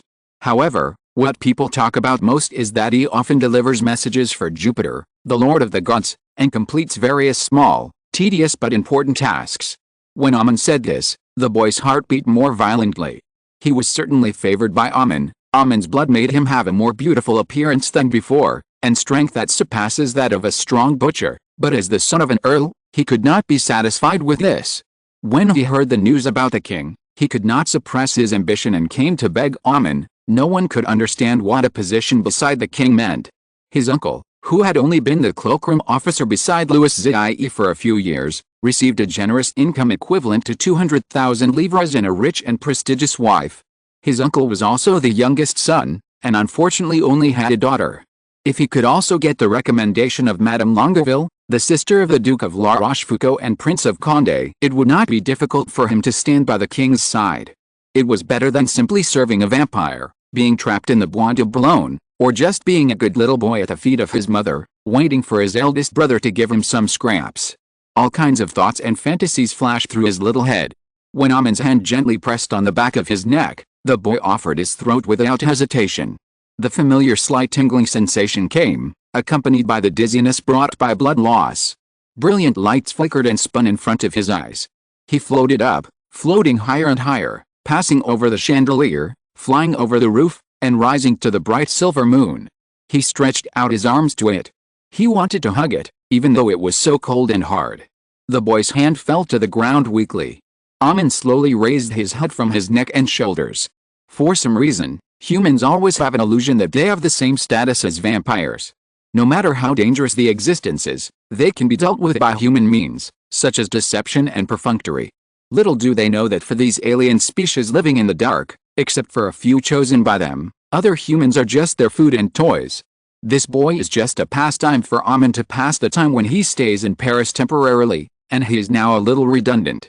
Amin stroked the boy's face for the last time. The boy's face was pale and blue. Amin had almost sucked all his blood, so that his originally plump skin had some wrinkles. The prince of the blood clan held his mandible with a hint of disgust and twisted his head off. This is yours, Amin said. He first threw the boy's head behind the curtain. The darkness immediately heard the sound of crunching bones, and then the body. These little creatures raised by Amin in the shadows are the products of magic and vampire talent. They have dealt with a lot of dregs and waste for Amin, that Simishi tribe, and their ally Lasenba. To Amin, they are much cuter than most humans. A little monster stretched out its claws, perhaps just out of blood ties, or out of excessive greed. Amin moved his foot and stepped on it directly, crushing it with almost no force. His mood now was both good and bad. He almost wanted to run to Richelieu's house immediately to see the young man. Was he as he thought, or would he be disappointed again? He didn't know. The hot blood of the living rushed madly in the cold veins, bringing a strange red to the pale face of the vampire. He closed his eyes, and the laughter and shouting of humans came from not far away. This was Boulogne, a fallen place, a place that could become hell at any time. The prince stood up and stretched out his arms. The shadow behind the curtain flowed towards his shadow as quickly as water. The tall and thin body expanded and shrank quickly in an instant, and then accompanied by a slight burst, a wisp of black mist rushed out from the invisible gap. This wisp of mist almost merged into the darkness of Paris. It went east along the Seine River, past the Louvre, and finally hovered above the Richelieu house. The marks left by the Inquisition were clearly engraved inside and outside the palace in the vampire's vision. It was a warning and a deterrent. Amin could tear it apart, but it would inevitably alarm Alalius, the new chief judge. Compared with the previous rigid and rule-abiding chief judge, this young ambitious man made the vampires more vigilant, because he was sometimes more mean and unscrupulous than dark creatures. There is another way, that is. Amin thought he had to wait, but he saw the young king very quickly. It was midnight and everything was silent, but the Queen Mother still took the king and the prince to the chapel of the Richelieu house on foot and asked them to kneel before God with her. "What do you want us to pray for?" Louis asked. "Pray that Bishop Mazarin's action tonight will be successful," the Queen Mother said. "What is he doing?" the king asked. "Arrest the rebels." "Give me their names," the king insisted. The Queen Mother hesitated for a moment, but still told him. The 3 names the king got from the Queen Mother made him close his eyes involuntarily. Although he had expected this, he still felt deeply frustrated when the progress was as expected.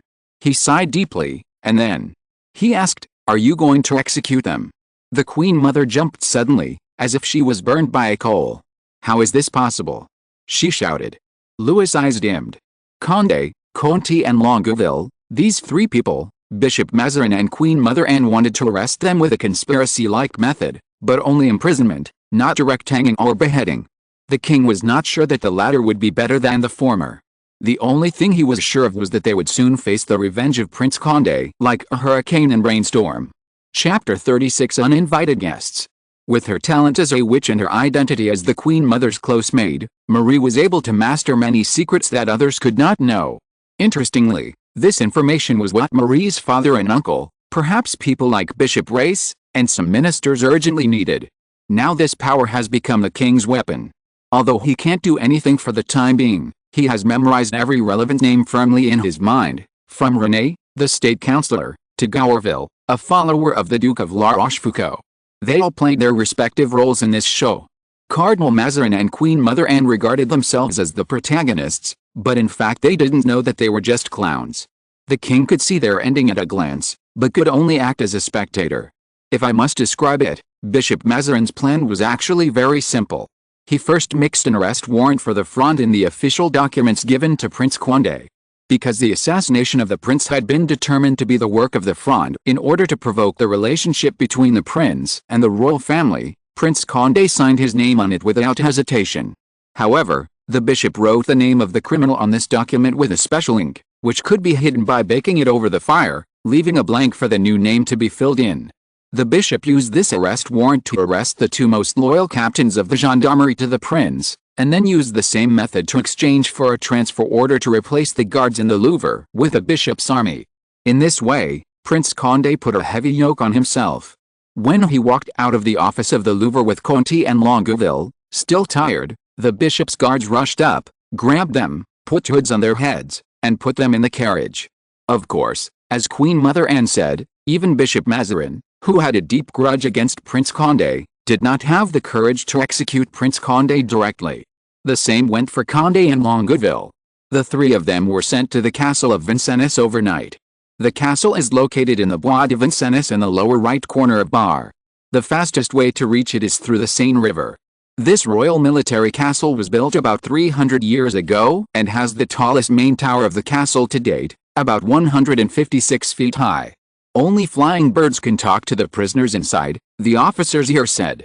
The Prince of Condé and his 2 companions were imprisoned here, and both Bishop Mazarin and the Queen Mother were extremely relieved. Perhaps the only person in the entire palace who was not at ease was Louis. If he had a little bit of real power that belonged to the king now, perhaps he would have sent someone to hang the Prince of Condé directly, but he didn't. He could only wait for the inevitable result to come. He looked at the deep darkness, and when the next day dawned, the news of the Prince of Condé's arrest would spread to every street and alley in Paris. Perhaps the Prince of Condé was just a rude thug to the royal family, but to the people of Paris, he was a hero. As long as those who always had ulterior motives secretly pushed him, such as Gaston, Prince of Orleans, the royal family and Bishop Mazarin would face a second crisis. Bonhomme, the king's first attendant and the chief chamberlain, stepped forward and removed the king's shoulder straps, accessories, coat, and boots. Then he could feel the king pause slightly. "Pour me a glass of wine," the king said, and Bonhomme went out the door and ordered the butler to bring the king a glass of wine. When he came back, the king was already sitting barefoot on a chair with a heavy gold-rimmed Bible at his hand.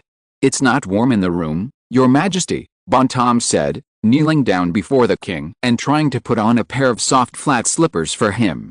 These slippers were made of sheepskin and were favored by ministers because they were soft and comfortable. The king only wore them in his bedroom and occasionally stepped on the heels like the pagans in Monaco. Louis looked at the familiar head and slowly and gently pulled out a thin dagger from the Bible. The candle in the room suddenly jumped and went out. The moonlight shone into the room through the curtains that had not yet been lowered. Bonhomme held the dagger tightly in his hand.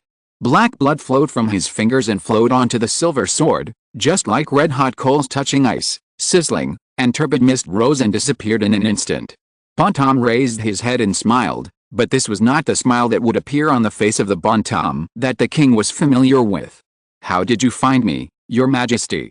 Bonhomme asked curiously. He was injured, but he seemed to feel no pain at all. The huge force came from the dagger. The king loosened his hand, and Bonhomme clenched his fist. With a terrible squeak, the black blood corroded the dagger into 2 pieces, and they fell on the carpet. Louis lowered his eyes and took a look. The silver sword that was said to be melted with a cross worn by the saint did not seem to be as reliable as the priest described.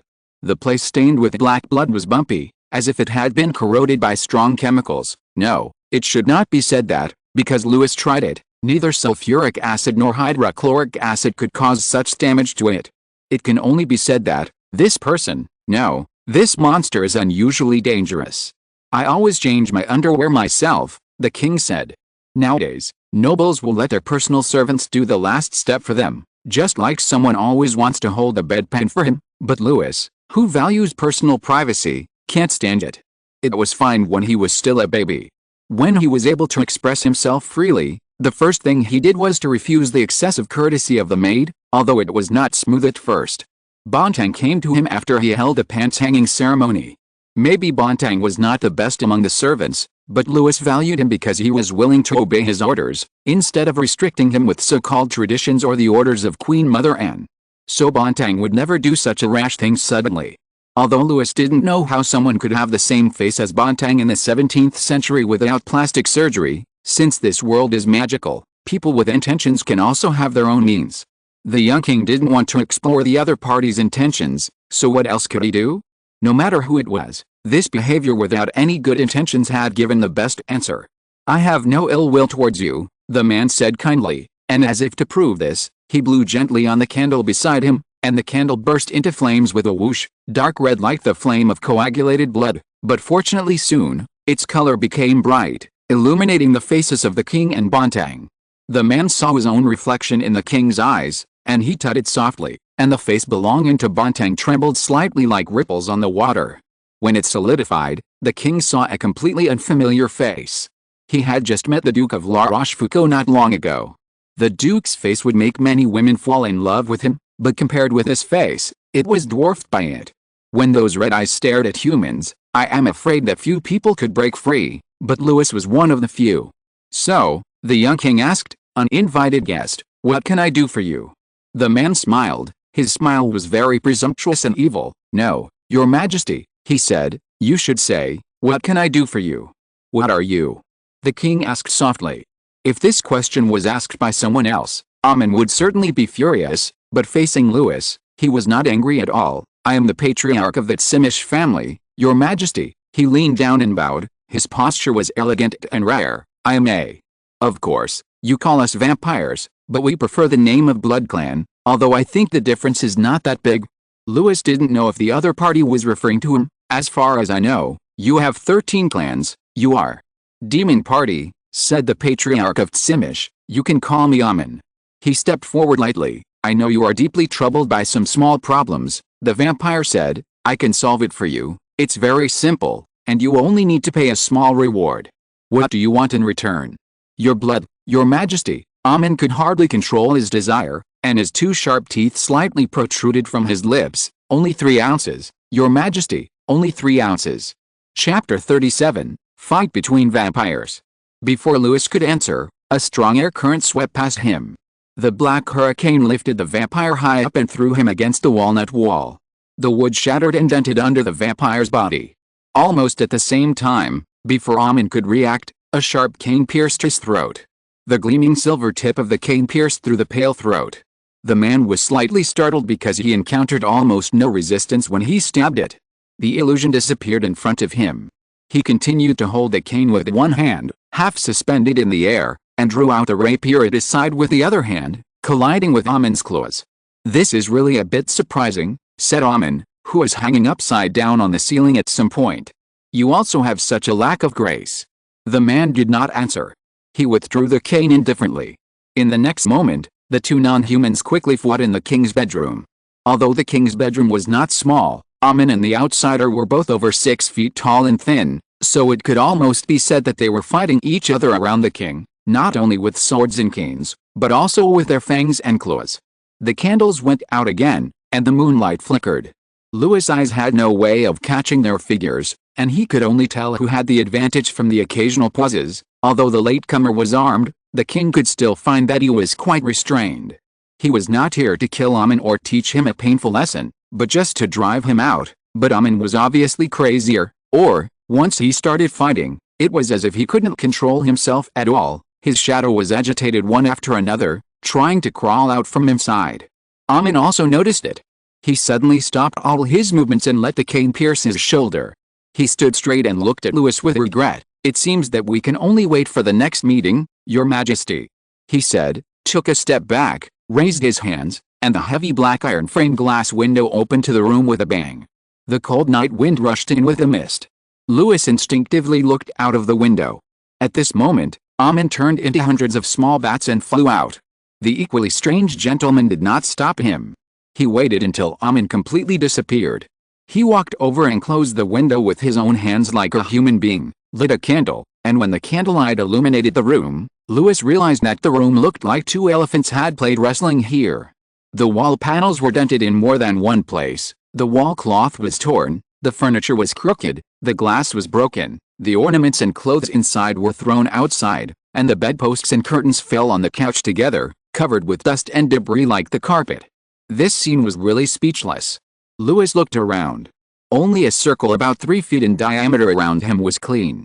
He really didn't know whether he should praise the non-humans for their steady wrists and sharp eyes. "I think I should thank you, sir," the king said, "but I don't know your name yet." "I want to say that my name is insignificant," the gentleman said, "but I don't want to fool you, which is disrespectful to you. I am Theodoric, Your Majesty, and the chief of the Vanzo clan." "Theodoric? This is not a common name," Louis said slowly. "It once belonged to the king. If you want to ask me if I have ever worn a crown." Theodoric, the chief of the Vanzo clan, a vampire, said, "Yes, I was indeed a king. But I heard that the inner world and the outer world are separated." Louis said, "Is someone lying to me, or is there another reason?" Theodoric took 2 steps forward. He was wearing a black coat like a solemn minister. His face was handsome but with a hint of gloom. Theodoric was the king of the Merovingian dynasty, the first dynasty of the Frankish kingdom. Because of this, he always maintained a vague connection with the French royal family. For some reason, Louis always felt that there was some consideration in his eyes. "Your Majesty, first of all, This law, he explained, even if it is unwritten, it can only be traced back to around the 10th century. But even if it is written on parchment, printed on a wood board or etched on a copper plate, there are always rebels in the other world who ignore the law. You may know that King John Lakeland of England was turned into a werewolf in 1216. In addition, the relationship between the other world and the surface world is not stable. I think I understand what you mean. Louis said. He knew that there was a joke circulating in Paris. During the reign of Louis XIV, some ministers complained to Cardinal Richelieu because they could not stand the king's harshness, and Richelieu bluntly said that you can bully the king back when he's young. Obviously, the same is true for the inner world and the outer world. When the kingship of the outer world is strong, the inner world will lie dormant and abide by the so-called laws. But if the kingship of the outer world becomes weak, then the non-humans in the inner world will also reveal their ambitions. But thinking about the fact that King Charles I of England had been beheaded by the mob, Louis was not so surprised. So what are you here for? Louis asked. He did not think that the head of the Vanzo had just passed by here occasionally and suddenly wanted to do good deeds. Vanzo and Simic have different ideas, said Theodoric. They desire chaos, and Vanzo needs order. This answer made the king smile indescribably. I'm afraid you will be disappointed, he said. The peace of Paris will soon cease to exist. Louis's prophecy was soon fulfilled. After the arrest of Prince Condé, Conti and the Duke of Longueville, Queen Mother Anne issued an expulsion order to Prince Condé's mother, wife and sister, the Duchess of Longueville, and exiled them from Paris. However, Prince Condé's mother, the old lady, not only refused to leave Paris, but also filed a complaint with the Supreme Court surrounded by a group of soldiers, the content of which is needless to say. Prince Condé's wife and sister quickly fled to Bordeaux, where they were greeted by the Duke of La Rochefoucauld and the Duke of Bouillon. It is said that as soon as they saw the two distinguished ladies, they immediately began to shout slogans against the royal family and invited the prince's wife to shout with them. In the streets of Paris, the parade of mobs once again filled the streets and alleys, and the citizens shouted and demanded the immediate release of Prince Condé, Conti, and the Duke of Longueville. The latest novel is published first on Liu 9 Shuba. Chapter 38. The king leaves Paris for the second time. Compared to the first time, the second time they left Paris, both Louis and the Queen Mother were much calmer. Although the nobles and ministers couldn't help cursing those hateful thugs, this time the nobles were much calmer. When the king asked them about it while they were playing cards, they realized with both laughter and tears that compared to some poor people whom they didn't even take seriously, the Prince of Condé who started the Second Fronde Rebellion was also a nobleman and had royal blood. Even if the Prince of Condé was more threatening, they would not think they were humiliated. However, this tolerance only applies to the nobles. After all, even if the Prince of Condé became king, they would at most be treated coldly and despised, and their fiefdoms and titles would not be shaken in the slightest. And who knows, maybe after a few years, the king would change his mind, or there might be another new king. Look at the Duke of La Rochefoucauld, who was even exiled because he was involved in a court conspiracy, but now he has become the guest of Prince Condé. In Bordeaux, he openly went out with the Duchess of Longueville, just like a legal couple, even though the Duchess of Longueville traveled a long distance to Bordeaux for help in order to rescue her husband and brother. But the change of the throne was not a good thing for the king. Apart from other things, the only one that was in sight was Edward V of England. This poor young king was the same age as Louis when he succeeded to the throne, but his uncle, the regent Duke of Gloucester, later Richard III, announced that the marriage between the old King Edward IV and their mother Elizabeth Woodville was illegal. A bishop took the initiative to stand up and declare that he was the witness of Edward IV's marriage to another woman, and this woman was still alive when Edward IV married Elizabeth, so the subsequent marriage was invalid. Edward V and his younger brother, the Duke of York, also became illegitimate children and were deprived of the right of inheritance. The two children were imprisoned in the Tower of London and disappeared mysteriously a few months later. Louis also went to look for the whereabouts of the two children.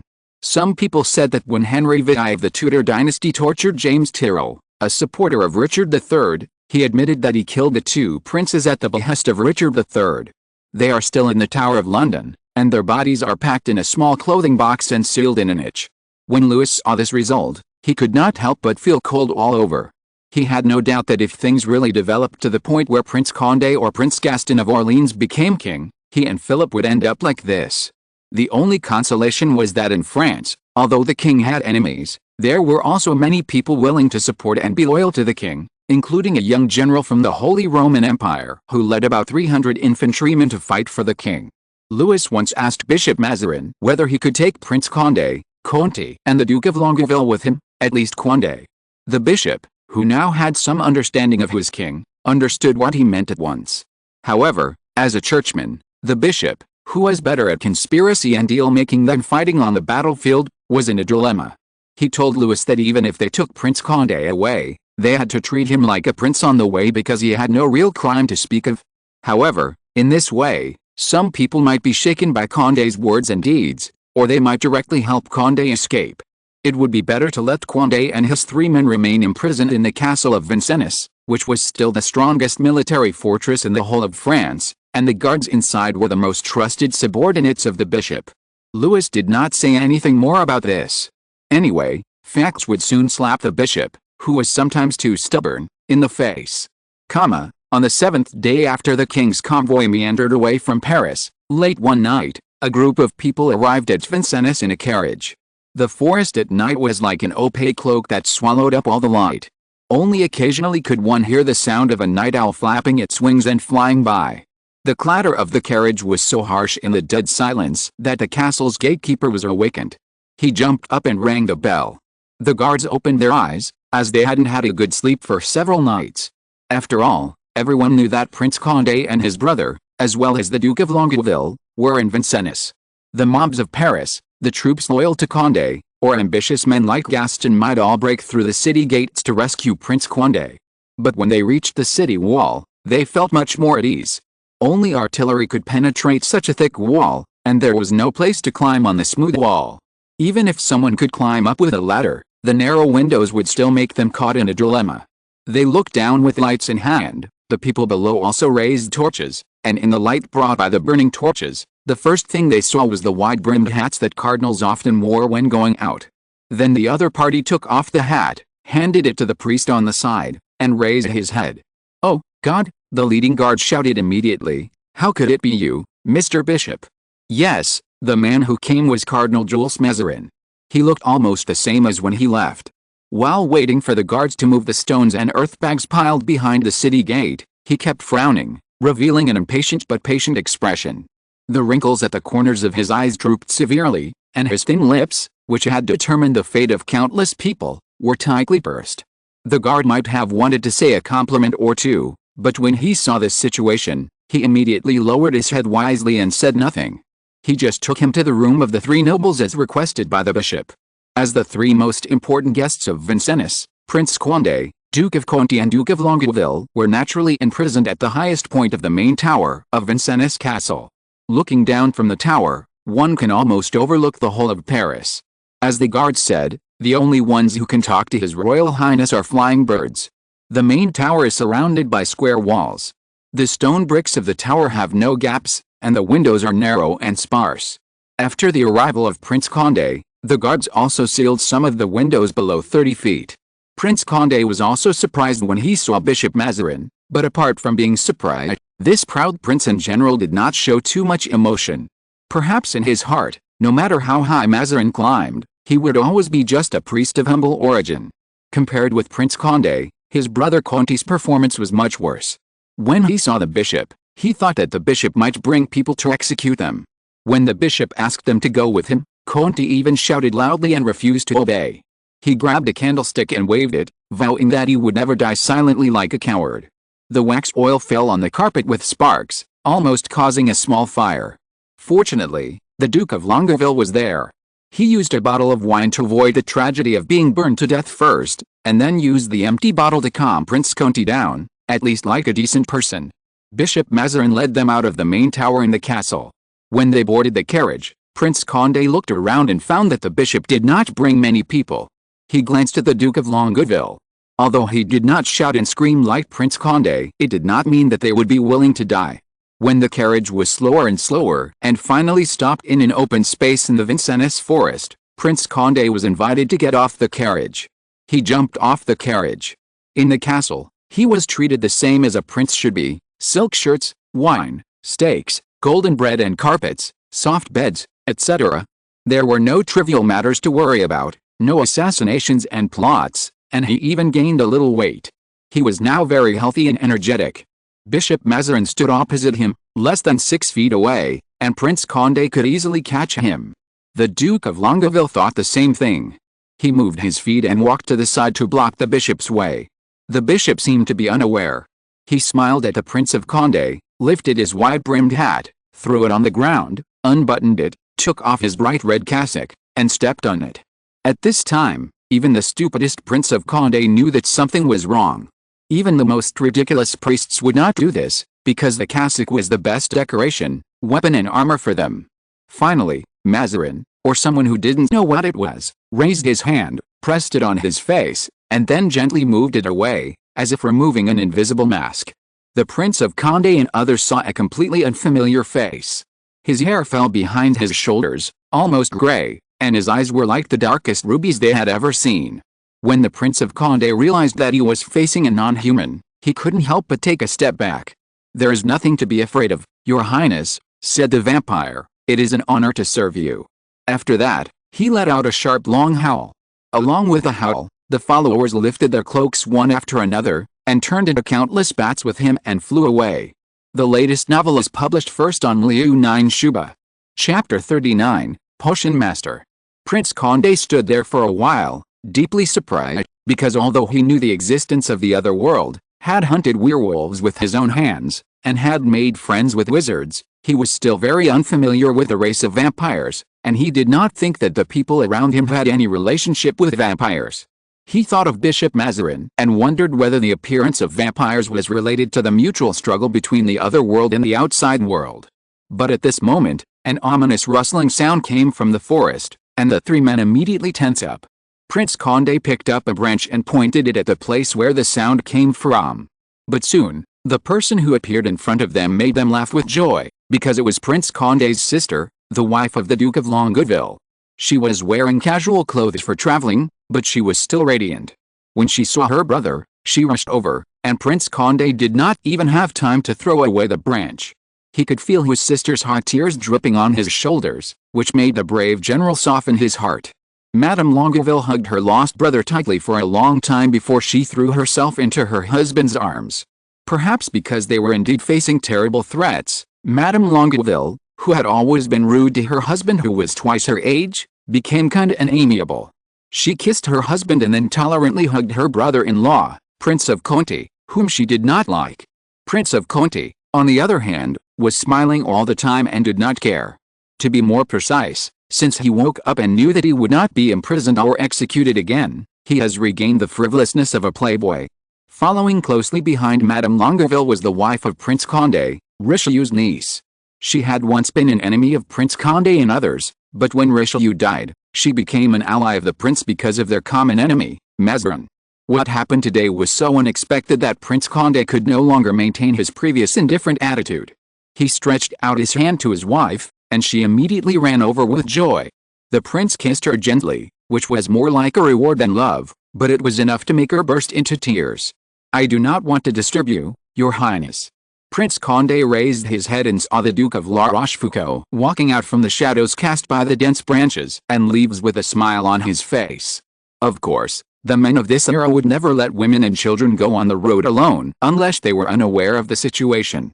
The two ladies must have someone to protect them, and the Duke of La Rochefoucauld might be the most suitable person, and those vampires, those people from the other world, I am afraid they have an unclear relationship with this Duke. Prince Condé once heard the priests around him complain that the Duke of La Rochefoucauld might have an affair with some dark creatures, but as a man, he felt it was understandable. Even if Prince Condé did not care much about the affairs of the other world, he knew that those people just now were not ordinary little characters. Perhaps he also re-evaluated the weight of the Duke of La Rochefoucauld in his heart. The Duke of La Rochefoucauld took a look at the carriage left by the vampires. The carriage was spacious and the horses were strong. It was no problem to fit 4 men. But since the Duke of Longueville was here, he could no longer sit with Madame Longueville as he did when he came here. "I brought 2 coachmen with me," he said. "Your Majesty, please sit with your wife, the Duke of Longueville and his wife, and I will sit with Prince Comte." "That's good." Prince Comte felt a little tired at this time. "Just do as you said, François, my friend, but please tell me first, where are we going?" To Bordeaux first. The Duke of La Rochefoucauld jumped into the carriage and temporarily acted as a coachman. The Duke of Enghien, son of Prince Conde, and your loyal ministers and soldiers are waiting for you there. Wait? Prince Conde suddenly asked, where's our mother? According to his understanding of the old princess's wife, she should be here, with his 2 sons here. The old lady is in Paris, said the Duke of La Rochefoucauld. Why is she still there? In a Paris without a king, a queen mother, or a bishop, but full of thugs and conspirators. Prince Conde pushed his wife away and gave her an angry look. Why isn't she with you? Because mother doesn't have much time left. Unexpectedly, it was Madame Longueville who broke the deadlock for the princess this time. Her eyes were full of tears, which made them like a shimmering lake in the moonlight. Mother insisted on staying in Paris. How could you allow it? She did it for you, your highness. Duke of La Rochefoucauld said. A few days after the king left Paris, Gaston, Duke of Orleans, appeared. It is said that he is trying to obtain the title of acting king from the high court. At this point, Duke La Rochefoucauld showed a contemptuous smile, and then became serious. While you are fighting bloody battles, your highness, she will not allow others to easily take away your achievements. She must stay in Paris. Prince Condé was silent. He knew that the old princess's wife, their mother, Charlotte de Montmorency, had been Henry IV's dishonorable lover.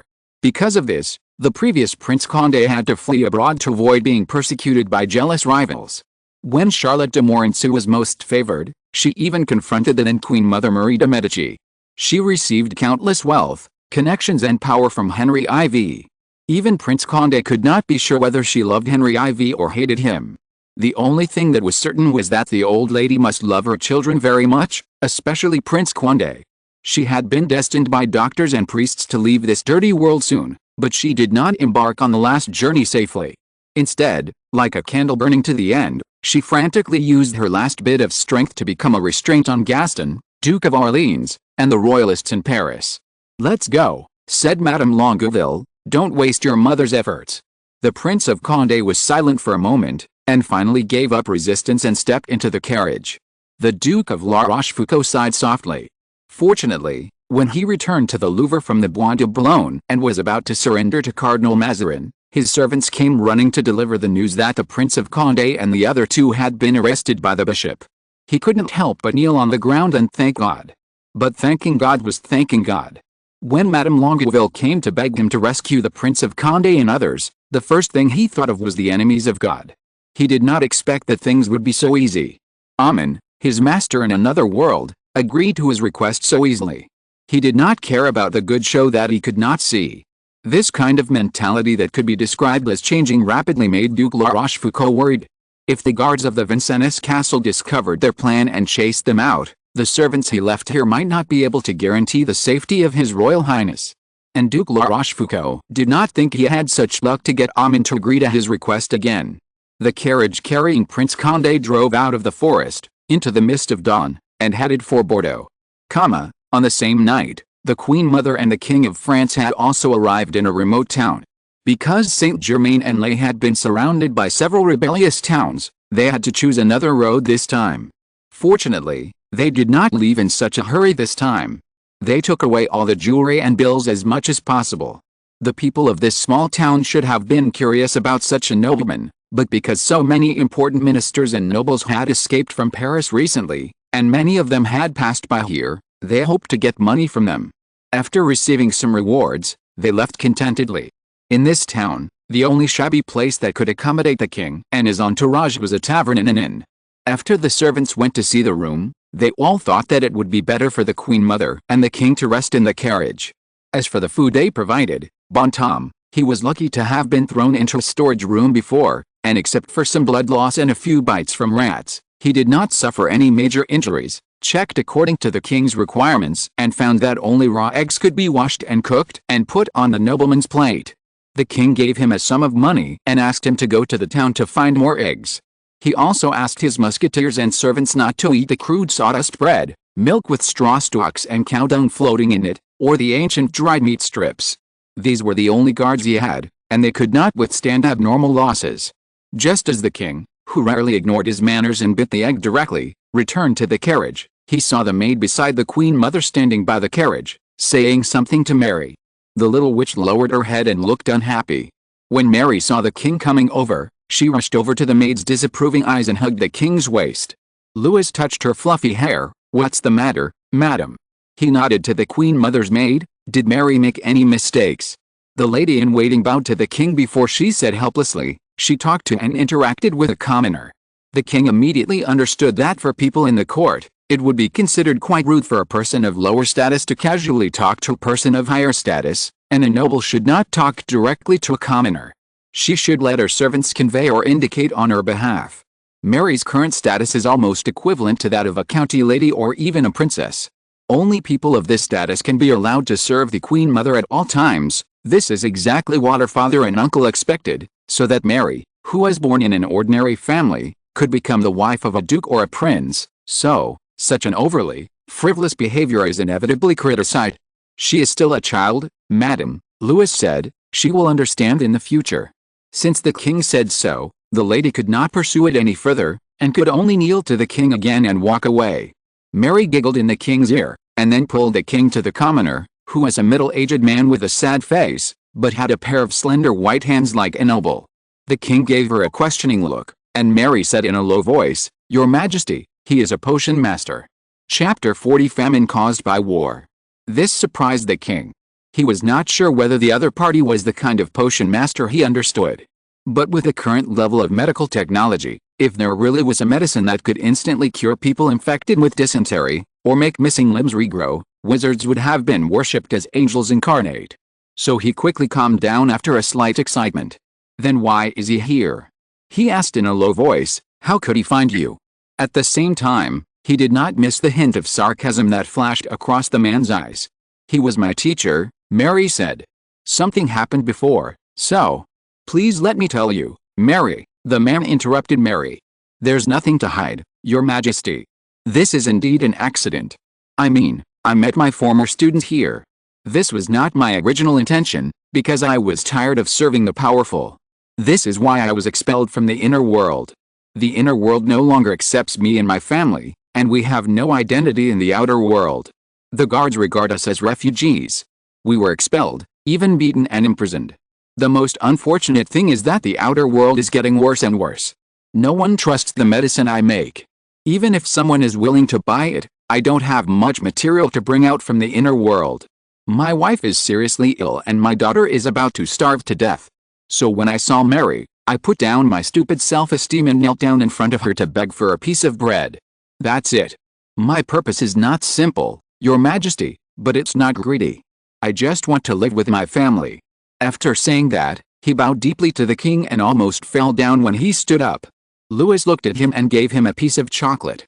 "Eat this," he said, "and then tell me what you can do." The man had seen chocolate before. In the surface world, chocolate was brought back from America by the Spaniards. Although Anne of Austria was called that, she was a princess of Spain. When she married to France, she also brought chocolate to the French royal family. But for the people in the inner world, this black fruit had long been the main ingredient in magical drugs. It was even more common for a potion master. He ate it voraciously as soon as he took it, and then finally had a little energy and strength. He came to the inn where the king was staying at dusk. This time, because the king had instructed the guards around him, he was not stopped. In a room, he placed the medicines he made one by one on the rickety table. As the king expected, most of them were useless, or only useful to people in the other world. For example, potions used to replace blood in rituals, powders that can induce hallucinations, love potions made from nymphs, dandelions that can make you popular, foxglove and datura used as poisons, etc. The only two that could make the king was only interested in the flying potion and the invisibility potion, which could be used not only on wizards but also on mortals. The problem was that the main ingredient of the former was belladonna and the main ingredient of the latter was oleander, and both needed to be applied to the whole body to be effective. Not to mention whether there was such free time in an emergency, the toxic ingredients of belladonna and oleander could be absorbed by the mucous membrane. The special physique of wizards ensured that they would not suffer from it, but for mortals, they could die from it at any time, and the duration of the effect would be shorter and more humble than that of wizards. But the king still bought the two potions, as well as the ones that Mary thought she needed. But it was not realistic to let the potion master leave with them. First, their team was not safe, And second, the bishop's eyes and ears were always watching them. Mary was his niece, so of course she could be tolerated, but it might not be the case for a potion master who was expelled from the other world. Although Mary repeatedly stated that her teacher was an extremely talented person, the king and the man knew very well that a truly unique master would not be abandoned by the other world so easily. He might be talented, but he was not so indispensable. Before the king left, the wizard brought his wife and daughters to thank the king.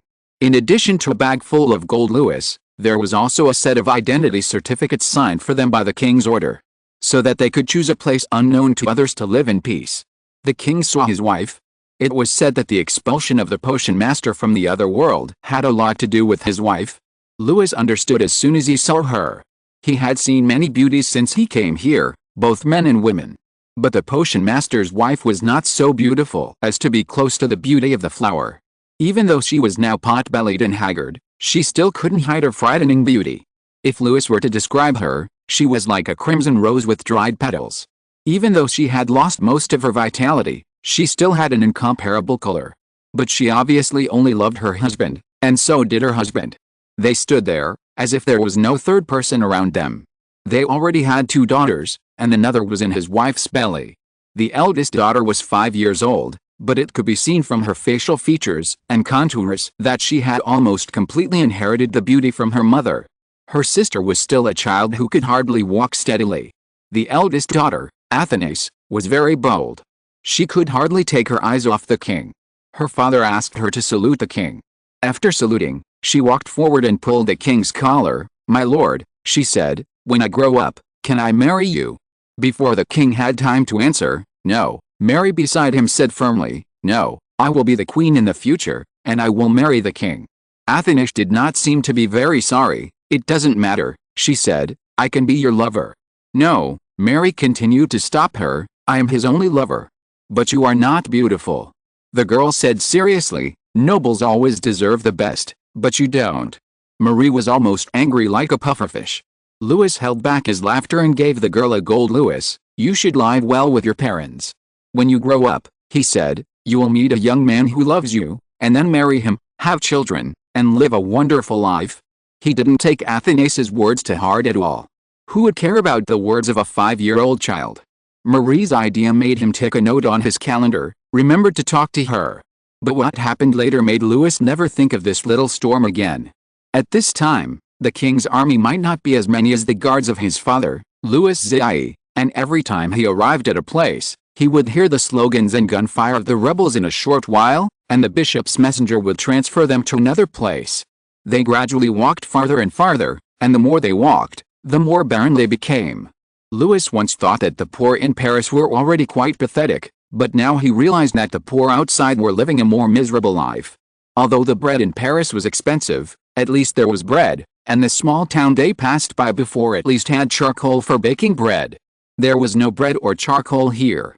People relied on prayer and bread, made by mixing white clay with the last bit of flour and bran, to survive. The streets were full of dead bodies that looked like skeletons. There was a carriage and 2 servants who were responsible for throwing them into the carriage and dragging them away. The 2 servants were also pale and thin, but they pulled up the skeletons as easily as girls playing with their dolls. The caravan did not dare to stay in such a town. They ran through the square and streets as if they were escaping, and only stayed in the uninhabited woods or streams. However, there were also many people who were starving here. When they were about to starve to death, these lowly people no longer cared about the laws or rules.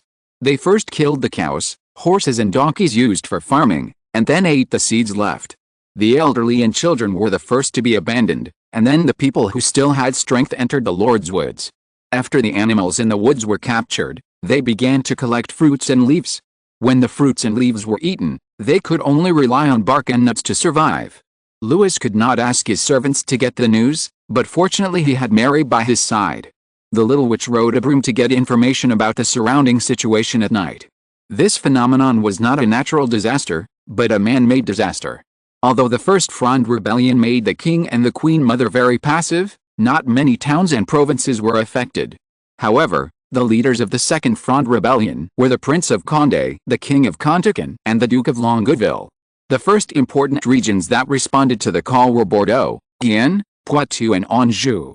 In the provinces, Cities and towns outside of them, there were royalists who supported Louis XIV, devout people who were willing to be loyal to Cardinal Mazarin, and ridiculous people who would rather obey the orders of a woman, the Princess and the Duchess of Longueville, or despicable people bribed by Gaston, Prince of Orleans. They had almost nothing in common, except that they were fanatically and confusedly recruiting troops and collecting money, but they did not realize that the extremely meager reserves were consumed by them in just a few months. This campaign started in January 1650. By July 1650, the wheat and dried meat that had been collected before, as well as the farmers who worked in the fields, seemed to have disappeared suddenly, and one day those with sharp eyes may have already anticipated the emergence of famine, but more people could only watch the end of the world in a daze. There was not much Louis could do. He could only ensure the supply for himself and the royal army. Although the prices offered by the merchants were almost suffocating, bread was more important than anything else at this time. This prevented the army following the king from dispersing, but increased their number. Queen Mother Anne once asked the king to disperse some people, but Louis was unwilling to agree no matter how much she begged, even though the pressure these people brought to him kept him awake at night. Now he was like a naughty boy holding a sword, and the empty stomachs of thousands of people were the stubborn stones hanging on the hilt. Louis had placed his hopes on Charles II of England. He had already ascended the throne, but unfortunately the king had fought a battle with the rebel army in Worcester in August, and his entire army was wiped out. Even he himself had been wandering outside like a beggar for more than 40 years before he was found by his loyal ministers. He was still hoping that Louis could give him some more help. It seemed impossible to get some wheat from England. The only two people Louis could rely on were Fouquet and Colbert. Colbert had lived up to expectations and brought several ships of corn from Italy, so that the civilians in Paris finally had something to fill their stomachs. This time they went to Italy, Spain and Greece respectively, hoping to get enough wheat or anything edible from there. Chapter 41 The Devil's Apple. Just when the king was anxiously waiting, the messengers of Fouquet and Colbert actually came to him on the same day. They brought good news. Fouquet not only bought about 1,000 mardos, 1 mardos is about 500 liters, of wheat, but also managed to smuggle cannons and muskets from the Sicilians. The king immediately summoned Friedrich Schomberg. He was summoned by Bishop Mazarin to lead about 1,000 infantry to protect the king's generals. He was born in Heidelberg and was a Protestant, so Queen Mother Anne never spoke kindly to him. Fortunately, he did not have much contact with the noble lady. He obeyed the king's arrangements. Although the bishop said that he could obey the king's orders except for marching and fighting, General Schomberg was still a little confused because the king was not yet an adult, just a child, and it was said that he had been in exile when he was old enough to study, and had not received an orthodox and coherent education.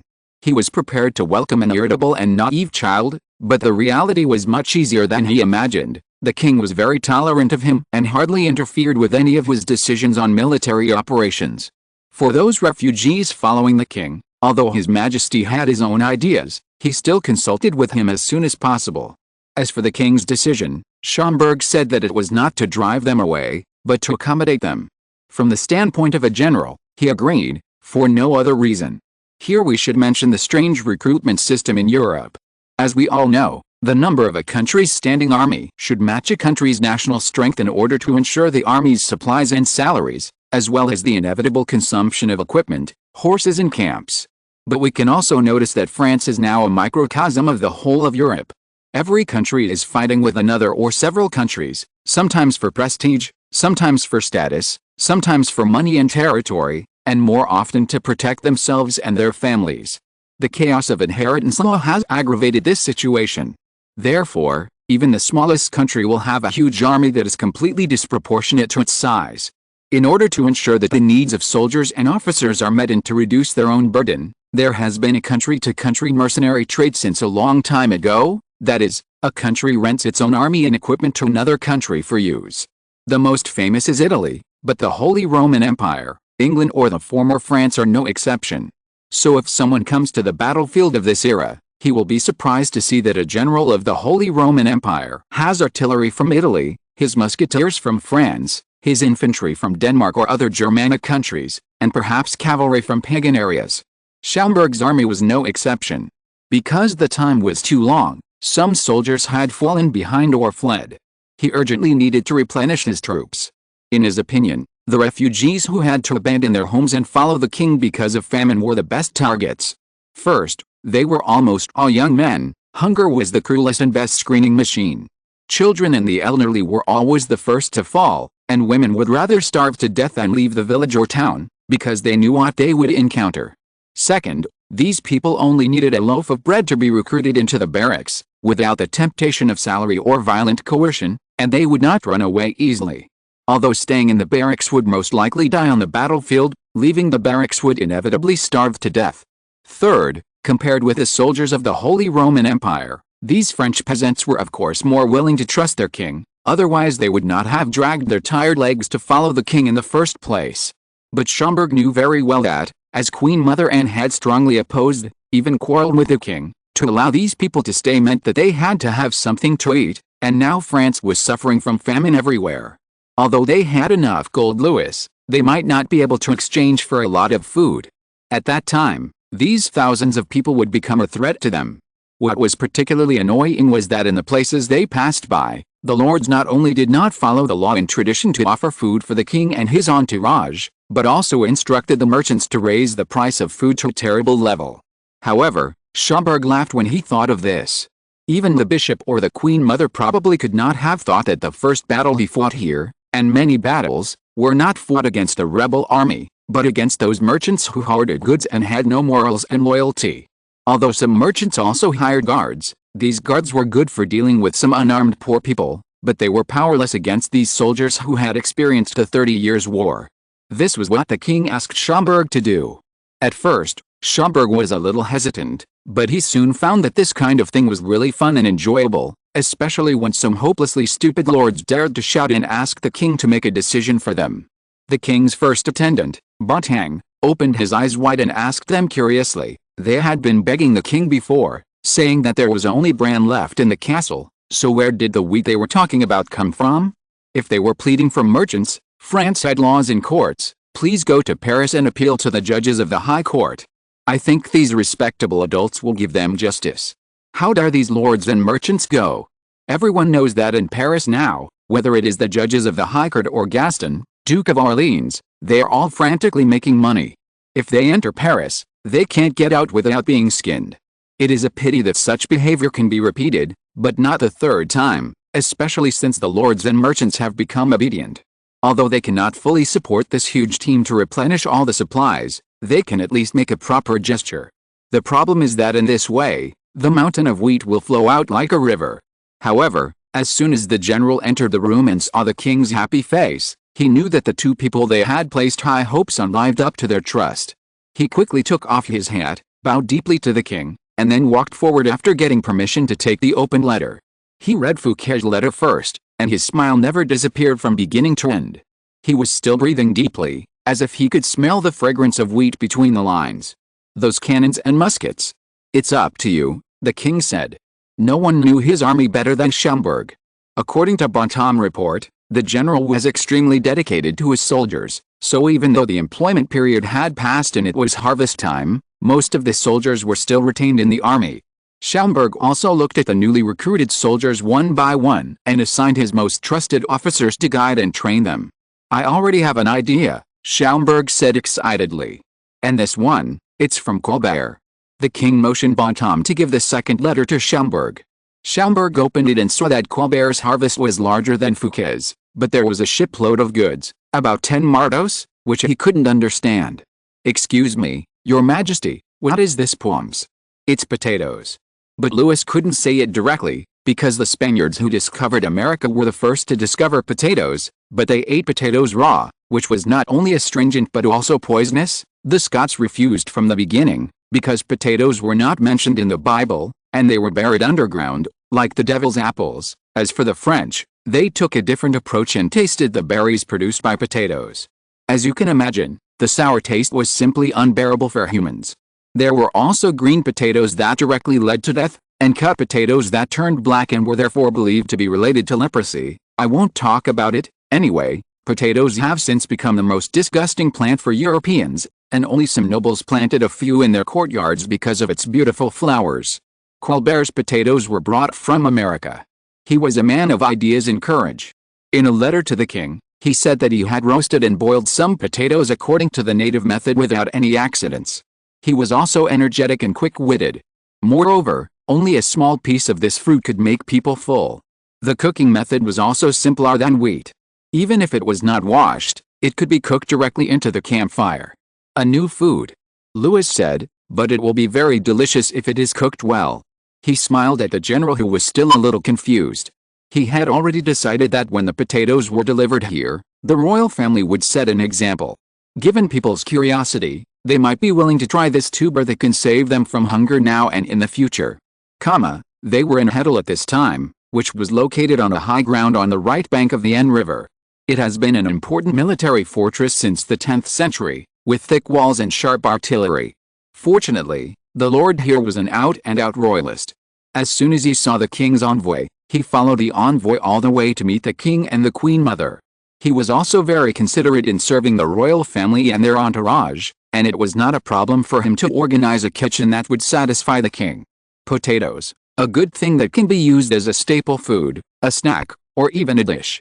The hardcover recipe that the king's first attendant, Bontang, took out with great care made the people in the kitchen hold their breath and dare not say a single extra word. They followed the orders that Bontang read out loud, washed this thing that looked like a ball of mud, peeled the bumpy skin, and then cut it into pieces, slices, and shreds, roasted it with chicken, boiled it with pork, put it in the stomach of a goose or roasted it with cheese, and then they luxuriously heated a large pot of oil and fried the potato strips soaked in salt water.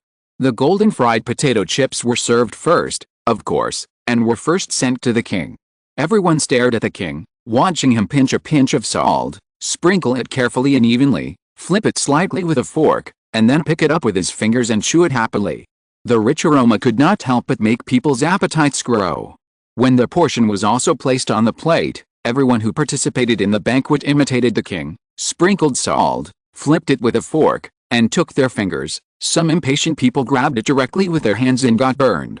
Fortunately, almost everyone was immersed in the crispy outside and soft inside of the fried potato chips, as well as the sweet taste brought by the starch, and few people noticed that they had made a fool of themselves. After that, there were also roasted chicken with potatoes, stewed potatoes with pork, baked potatoes with cheese. The new delicacies made people guess a lot, and some people guessed sweet potatoes, which are similar to potatoes. Interestingly, sweet potatoes are almost the same as potatoes, but sweet potatoes entered the European royal family decades ago and were welcomed, but potatoes had a bad fate. When the king announced the answer to the riddle, people were a little surprised but did not panic. After all, they had eaten potatoes many times at banquets and no one had died of poisoning or contracted leprosy. Moreover, even noble people like the Queen Mother and the King had eaten them, so what did they have to worry about? If you're listening to this novel on a channel other than Fanfic World, it means they downloaded and uploaded it without effort. We cordially invite you to visit our channel, Mundo Fanfic Novelis. There you'll find the original version of this story and you can explore many other novels of various genres. We're waiting for you to immerse yourself in a world of incredible novels. Chapter 42: The Most Valuable Gains from the Battle of Hitler. When night fell, Louis went to the Queen Mother's room to thank her for potatoes and apologized to her. After all, his stubbornness hurt the Queen Mother's heart during the previous quarrel. But just like the past and the future, a mother will never hate her child. Queen Mother Anne quarreled with the king just because she didn't want to see her child in danger, not for power or anything else. As soon as Louis knelt down at her knees and leaned into her arms, her heart melted and heated up like ice and snow encountering fire. Louis hadn't done this for several years before. After all, he had an adult soul in his body, and people at this time had almost no concept of childhood. Everything depended on the mother or the child's own thoughts. The bishop wrote to me, Anne said, "Fortunately, we have found a place to stay here. Louis, you are about to become an adult, my dear. I will hold a grand ceremony and banquet for you." Louis raised his head from his mother's lap and suddenly remembered that he was indeed almost 14 years old, but there was really nothing to worry about in the current situation. According to the bishop's arrangement, he would have to wait until he was at least 20 years old and mature enough to get involved in political affairs, and he himself was not in a hurry to take power. He could not even establish his own court, and the people around him might not be trustworthy. The non-human creatures that lurked in the dark entered and exited the palace as if it were an empty space. Being a king was no reason to be immortal. Now everyone's eyes were on the Queen Mother and Bishop Mazarin, which was also a good thing for him. I would rather have a victory, Louis murmured, to celebrate my coming-of-age ceremony. What's so difficult about that? The Queen Mother immediately said generously, I will directly order General Schomberg to go into battle when we meet the enemy. I'm afraid we have already met him, said the king. On the way to you, I met a messenger who told me that an army led by Viscount Tyrone was not far from us. The Queen Mother's eyes widened at this remark, which was why the king did not tell her the news as soon as he entered the door. Even so, she took out the smelling salts with trembling hands and sniffed hard a few times. A strong smell of ammonia mixed with spices mixed together, and even Marie, who was standing next to the Queen Mother, couldn't help making a face. The king held the Queen Mother's hand. I told you not to use this too much, he said in an intimate reproachful tone. This thing is very harmful to your health. But without it, said the Queen Mother, I would have fainted. She put the smelling salts back into the small bag on her belt. Vicomte de Tyrone, Alice, I know this man, and it is not surprising that he has committed such a crime. I haven't heard of him, Louis asked. What kind of man is he? He is the second son of the Duke of Sedan. According to tradition, his elder brother inherited the title and territory, and he went to serve the king in the army. Then he should be loyal to us. He was, said the Queen Mother angrily. In 1642, his elder brother, the Duke of Sedan, was thrown into prison for opposing Richelieu. In order to redeem his name and honor, he returned the Duchy of Sedan. As his younger brother, Vicomte de Tyrone was of course implicated. But after you ascended the throne, Bishop Mazarin awarded him the Marshal's baton and a reward of 10,000 livres in order to ease the relationship between us. Louis did not refute. This was the so-called superior thinking, but in France, at least for the Viscount Tyrone, this attitude did not play the role it should have. Then he thought of a possibility. What is his relationship with the Prince of Condé? The Queen Mother seemed a little reluctant, but still said, he served in the army with the Prince of Condé. That's right, Louis thought, there is nothing more worthy of respect and trust than a friend who has fought side by side. Viscount Tyrone chose to stand in the camp of the Prince of Condé. I am afraid that except for the Duchy of Sedan being taken back by the royal family, his friendship with the Prince of Condé is the heaviest weight. If I can meet this general, Louis said, I will talk to him, maybe he will change his mind. This made the Queen Mother laugh. Louis was still a child after all, and he didn't understand politics. The Queen Mother thought, if possible, she said as if she was promising a toy, I will let him come to see you. After that, she kissed Louis' face and sent him out of her room. As soon as Louis left, the Queen Mother summoned Schomberg. General Schomberg was initially puzzled as to why the king's attendant Bontang sent him such a message. When he met the Queen Mother, he understood. He respectfully accepted the Queen Mother's order, and of course, put it aside afterwards. After all, the king's will came first. As a general, he didn't think it was right to blindly obey the Queen Mother's order. At least he wouldn't command the army to rush out and fight against Viscount Tyrone.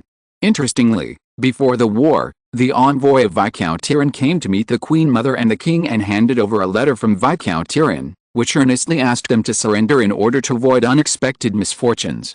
Viscount Tyrone was willing to guarantee their safety and treat them as a king and a Queen Mother should be treated. Of course, the letter was burned by the Queen Mother, and the king said to the envoy with a pleasant face that if Viscount Tyrone was willing to surrender, he would also give him the treatment he deserved as a viscount. This veil of affection, which may not be completely hypocritical, was torn apart by the real battle at dawn the next day. The old city of Hetel was originally a solid military fortress. After entering the era of hot weapons, it also had 6 cannons on its walls, but Viscount Tyrone had 12. He ordered the engineers to build a high mound and push the cannons up the mound so that they could fire at the cannons on the wall. Cannons roared and smoke rose. Schomberg had the advantage of thick city walls and high ground, while Tyrone had the advantage of more soldiers and cannons. Under the almost continuous bombardment of 12 cannons, the ancient city walls finally exposed their weakness. This city was built in 940 AD, and there were no cannons at that time. As time passed, the peeling walls finally collapsed completely, revealing a gap. The soldiers of Tyrone cheered, but the commanders of both sides knew that this was the beginning of the real battle. Schomberg commanded the soldiers to build fortifications behind the city wall. This was the king's suggestion. Perhaps out of the childishness of a child, he asked the craftsmen to make something similar to a wooden horse with wheels underneath, which could be pushed. To Schomberg, it was a bit like an ancient battering ram, because it was also a triangular prism, and under the wooden boards were bags filled with soil. Even 200 or 300 years later, this kind of crude fortification could protect against machine guns that were several times more powerful, not to mention the simple matchlock guns of today. The king's army hid behind such fortifications and fired at the rebels. The rebels fought back, but their achievements were few, and they themselves suffered a fatal blow, which further lowered their morale, which was not very high to begin with.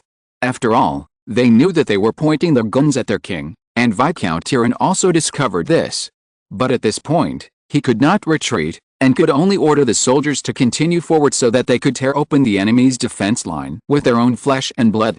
At this time, about 2 or 3 o'clock in the afternoon, 2 three-masted ships sailed down from the upper N River.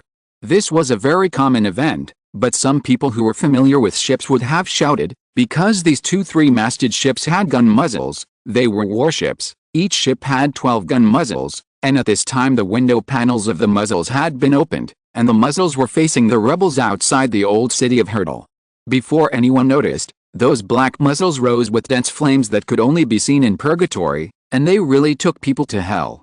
The army of Viscount Tyrone could not move forward in front, and blood and flesh flew behind. The soldiers wailed and ran everywhere, hoping to get rid of this screaming net. Although the officers tried to maintain order, they soon became powerless. Just when everyone in the rebels was in despair, the bombardment suddenly stopped. The battlefield suddenly became quiet. At first there were 1 or 2 musket shots, but they disappeared after a few minutes. Only the wounded soldiers were still crying and groaning miserably. The fire was still crackling and the smoke was rising, but it was as if God stretched out his hand and told them to stop. They all stopped and turned from beasts back into humans. Then Viscount Tyrone saw an officer coming out of the fortifications only 100 feet away from him. He raised his hand to prevent his soldiers from firing accidentally because of nervousness. He didn't know this man, but he should be younger than him. Even facing hundreds of muskets, he didn't show any fear. He walked towards Viscount Tyrone, and Viscount Tyrone also walked towards him. Although they didn't know each other, as soon as they met, they knew that the other was their opponent. "Nice to meet you."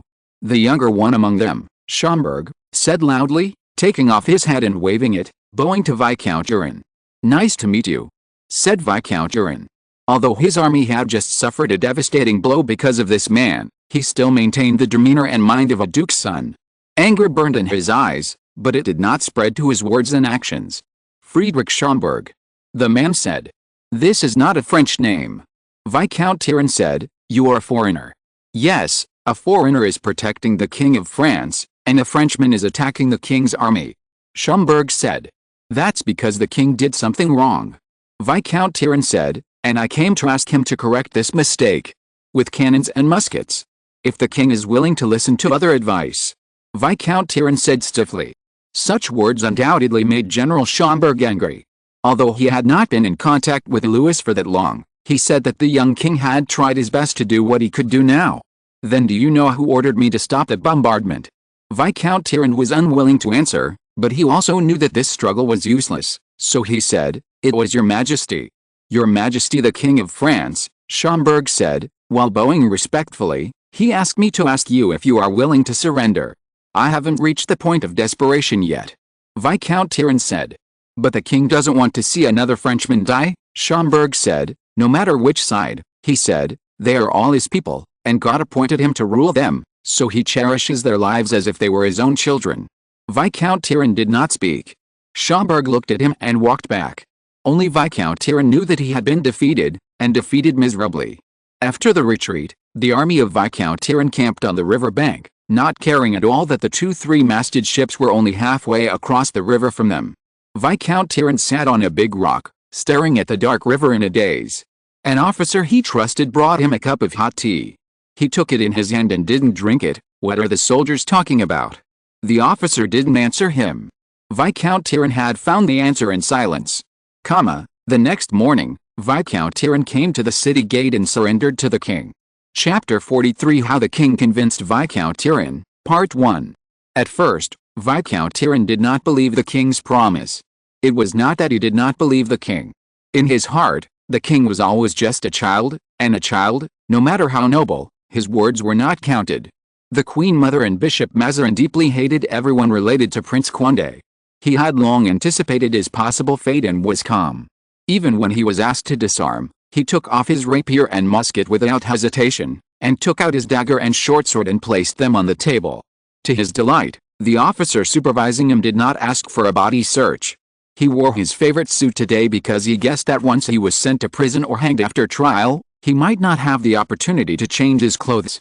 This way, he could at least lie in the coffin with dignity.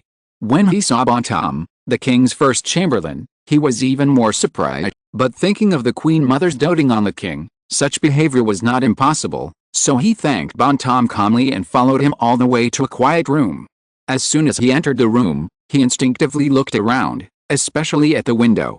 There were shutters on the window, but they were open, and the glass was divided into 16 small pieces by black iron bars. He regretfully withdrew his gaze and saw that the king was looking at him with a smile. Viscount Tyrrell walked forward, took off his hat with a light gesture, and bowed deeply to the king. "May I guess," the young king said with a smile, "did you think of escaping before?" "If I could," Viscount Tyrrell said frankly, "I would." "Then why didn't you continue to stand outside the city and fight with my general, but stand here and think about how to escape?" "Because Mr. Schomberg said that," Viscount Tyrrell said. "It immediately won the hearts of my soldiers. If I insist on fighting, perhaps some of them will be like drunken fools and point their guns not at their enemies, but at their commanders. That's why I didn't leave outside the city. They entrusted themselves to me, and now if they have to entrust them to others, then no one except me can do it, so I had to come, but I was quite reluctant." "You call General Schomberg's words bribery?"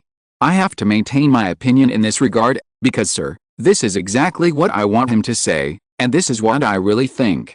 "What's in your heart?" "Isn't it, General? The French are fighting the French.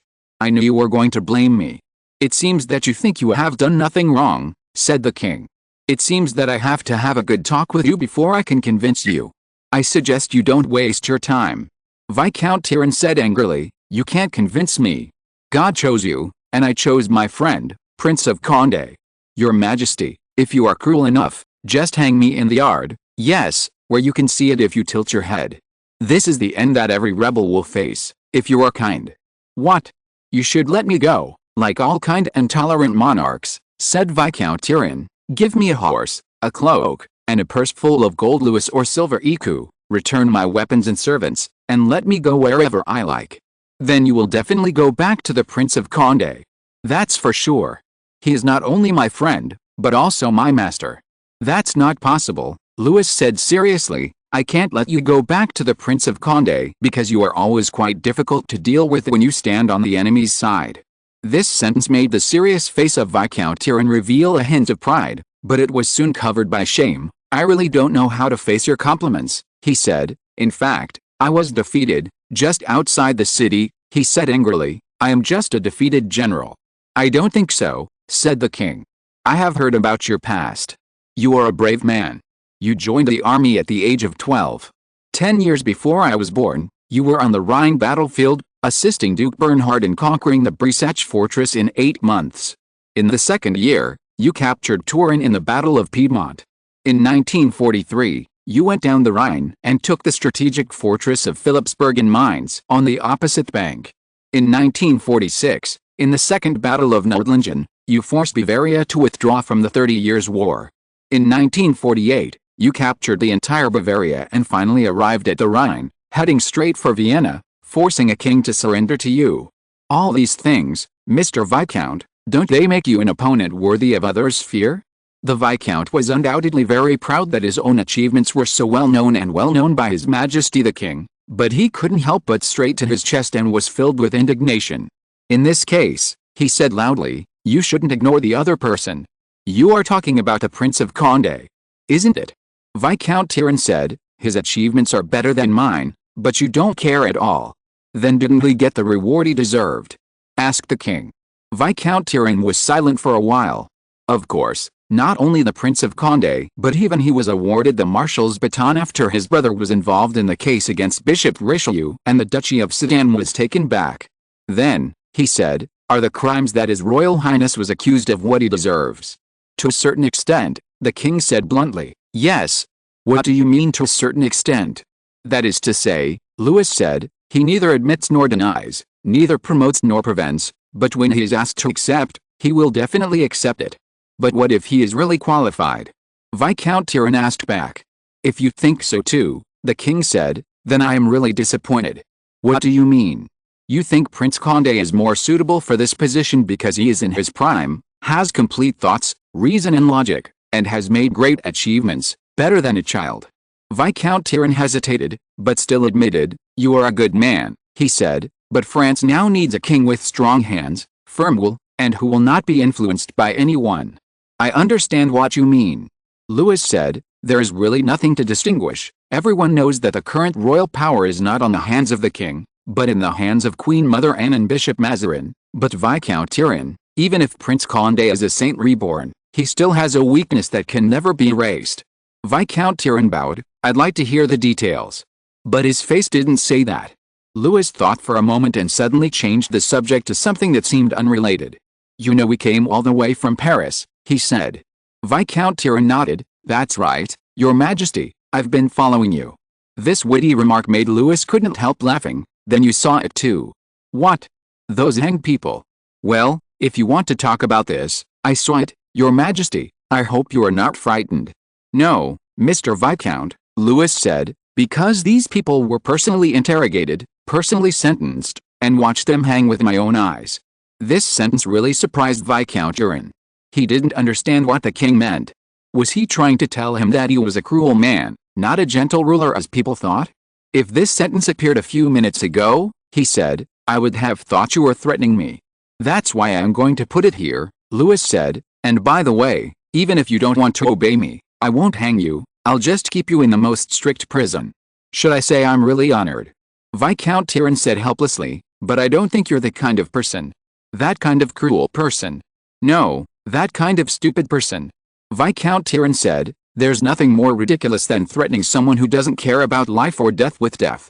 That's why I'm going to threaten you with something else, Louis said. You were in such a hurry to catch up with us, Mr. Viscount, that you didn't investigate the charges against these people. They must be guilty of the most heinous crimes. More terrible than you think, said Louis.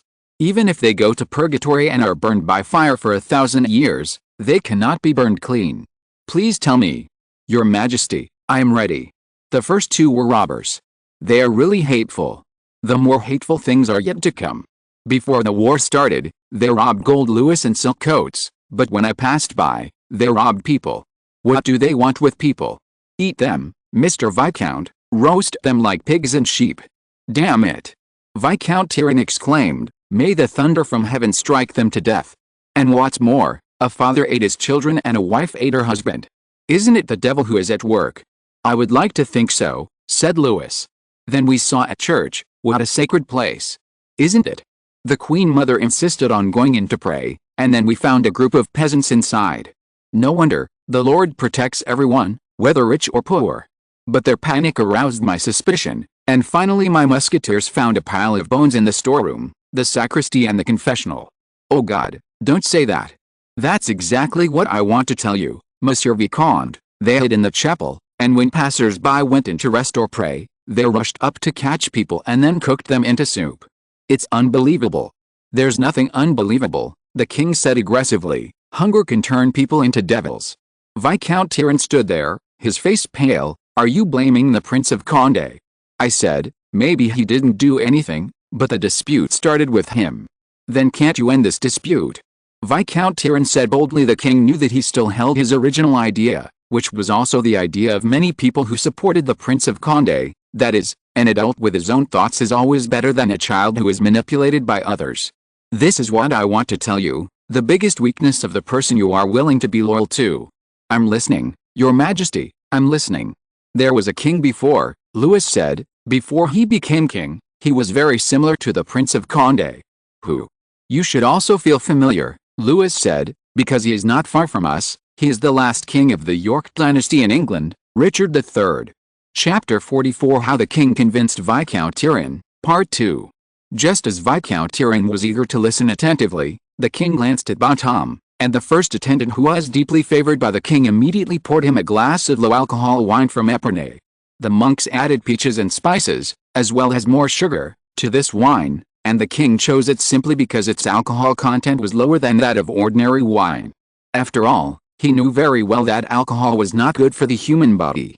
He only took a small sip and handed the glass to Viscount Turin. Viscount Turin quickly stood up from the stool and took it with both hands. Perhaps because he noticed many things that he had not noticed before, he absent-mindedly drank it all in one gulp. This behavior was a little rude. He stood up again and bowed awkwardly to apologize, but the king just waved his hand. "You know, I have always loved reading," Louis said. "Books can enlighten people, explore thoughts, and illuminate ourselves like a mirror. You know Richard III." He looked at Viscount Turin, the second son of the Duke of Sedan, who also received a complete education. Although he left home to join the army at the age of 12, he never gave up what he should learn. Of course, he knew Richard III. He is the king's second son, the king's younger brother, and the king's uncle. He has fought against rebellious ministers 3 times and has always stood on the side of his brother Edward IV in the fight for the throne. He is brave and good at fighting, has a sharp mind, and is fair in his administration. Therefore, he is deeply loved by the people. He established a parliament, built universities and churches, promulgated laws that are beneficial to the people, and recaptured the occupied territories from the Scots. Mr. Viscount, a person like this, even if he is not a saint during his lifetime, will be canonized after his death. So, please tell me, what is his final outcome? Viscount Turin had certainly read the records about this king. If Louis had directly accused Richard III of being a despicable thief who stole the country, he could have used the king's previous achievements as an excuse. However, Louis first listed Richard III's good deeds and only asked about his ending and the reasons for this ending. This made him feel embarrassed, because as Louis said, Richard III was indeed like a saint before he deposed his nephew Edward V. His virtues were impeccable and his achievements were unshakable. He had many overlaps with the current Prince of Condé. But asking Viscount Turin to tell the truth about why Richard III suffered such a fate was like forcing him to personally accuse Prince Condé, because when Richard III's brother Edward IV died, he was made the protector of the realm with regent power. He was already second to none and had a large area of land in northern England as his territory. No one could compare with him in terms of power, status or money. However, Richard, who was still the Duke of Gloucester at the time, still had a vicious, greedy heart. As mentioned earlier, he managed to bribe a bishop and claimed that Edward IV's marriage to the current queen was not legal, thereby depriving his 2 nephews of the right of inheritance, deposing Edward V and becoming Richard III himself. However, the throne obtained in this way was not solid. His 2 former supporters, Henry Stafford, Duke of Buckingham, and Henry Tudor, Earl of Richmond, both rose up against him. In the first rebellion, the Duke of Buckingham was defeated by Richard III and beheaded, but Henry Tudor escaped and started a second rebellion with his uncle. In the battle with Henry Tudor, Richard III's 3 most trusted ministers, Thomas Stanley, the 1st Earl of Derby, Sir William Stanley and Henry Percy, the 4th Earl of Northumberland, all defected to Henry Tudor on the battlefield, even though the latter's right of succession was not as high as Richard III's. However, they did so anyway. As a result, Richard III, who originally had the advantage in numbers and on the battlefield, was finally defeated and even died on the battlefield. Although he was still fighting and extremely brave until the last moment, people always only mentioned his last roar in a sarcastic way, which was treason. Treason. Treason. Richard III believed that Henry Tudor was the traitor, but in fact everyone knew that he was the real traitor. His body was displayed naked, and when it was carried back on horseback, it was smashed on a stone and he was buried in St. Francis Church in Leicester. All his achievements were wiped out, and no one mentioned his past. He was called the most evil and ugliest king. Even the smallest shortcomings were repeatedly commented on and exaggerated by people. Even if these people wanted to see Richard III when he was alive, it would be impossible. They are different, Your Majesty. Finally, Viscount Turin could only say this. What's the difference? Your Highness is not such a cruel person. Nor is Richard III, said Louis. You are not a foolish man, so I will not say anything high-sounding to you. I can only say that you look down on me just because I am still a child. But Mr. Viscount, it is not only children who can be manipulated. Do you think Richard III did not want to be an upright person? Was he a bad man from birth? Or was he seduced by the devil crawling out of hell? No, never. He may have taken over the authority given by his brother with sadness and joy, and wanted to raise his nephew wholeheartedly, but what changed him? I had not thought of it at first, but when I saw the Prince of Condé, I understood, sir. It was you and many people around him who kept urging him to go down that dishonorable path. You only saw his glory after becoming king, but did not see the danger he would inevitably face. I dare to guarantee that as soon as he sat in that position, everyone who saw him would not call him your majesty, but would shout in their hearts, look at that traitor. Every ambitious person would be ecstatic, because he is not the king's son, and his inheritance right is not before mine. When my father Louis XIV left, he handed my hand to him, asking him to assist me, not to replace me. Ah, your majesty, Alice, your majesty. Viscount Tyrrell shouted over and over again, tightly grasping the silver cup, but he didn't know what to say, because there was no place to refute the king's words. That's what I want to tell you, sir. As a general and a prince, Condé has no flaws and can even be blamed. But as a king, Condé's weakness is as conspicuous as a target hanging in front of the fortifications. His enemies will happily attack this position first and smash him, his honor, and his achievements to pieces. He doesn't even have the possibility of fighting back because he can't propose any laws or human feelings that can stand. As for me and my brother Philip, they can become his new sins at any time, sir. It's not that he is not noble, but because the conspiracy in the dark always penetrates everywhere, just as we still can't be sure whether Edward V and his brothers died because of the will of Richard III, but when people mention Edward V, they will say, ah, the child king who was killed by his own uncle. If you, your master and friend, Condé still insists on your own way, Louis said, I swear that someone will call Condé like this one day. He shook his head and continued, so I don't understand your thoughts. What are you doing for? For power? Obviously not. For honor? Not either. For money? It's ridiculous. If it's out of honor and loyalty, then you should give advice, not encourage it, so that your friends can walk on the right path. If it's for France, God, Mr. Viscount, as you said to me, please turn your head and look out the window, look at those people struggling in famine. Viscount Tyrrell couldn't help looking out the window. Although there were only empty squares and high walls outside the window, he still remembered the hungry people and gallows he met along the way. Mr. Viscount, Louis said in a questioning tone for the first time, how many wars do you think they can hold out? 1, 2 or 3? Or more times? Hey, your majesty, please don't say any more. Viscount Tyrrell begged. I watched my people die in vain, Louis said, but even if your wish can be fulfilled, the war will not be over. My uncle, Gaston, Duke of Orleans, has asked the High Court in Paris to declare him acting king, and Britain, Spain and the Holy Roman Empire all our enemies, and our allies. He smiled here. If we have, do you think they will come back to help us, or to bully us? Viscount Tyrrell was really embarrassed now. He had to admit that the king was right, but his promise to his friends and benefactors prevented him from making an immediate decision. Well, said the king, do you gamble? This question confused the Vicomte. If the king's words were like a heavy blow that made him dizzy, then this question was like a glass of strong liquor that made him feel a little pitiful. Occasionally, your majesty, he replied, as long as it is done properly, gambling is a beneficial exercise for the body and mind. Then would you like to make a bet with me? Please, your majesty, but I am afraid I have nothing to give you now. You are wrong, you have plenty of chips, said Louis. I want to tell you now, Vicomte, you have been worried that I am being manipulated by Bishop Mazarin, but in fact it is not entirely true, although people think that he takes care of me like a father. If I must say something, I can only say that I believe in him because he is the man my father gave me. Then, I want to prove to you that I am not a puppet in his hands. So, Vicomte de Tyrrell, please be your guest here for a while, and I will write a letter to the bishop, asking him to retire to Liege for my sake. How is this possible? Why not? Said Louis. He is neither Gaston nor Condé, and he will be willing to comply with my request. He stretched out his hand. Are you willing to make this bet with me?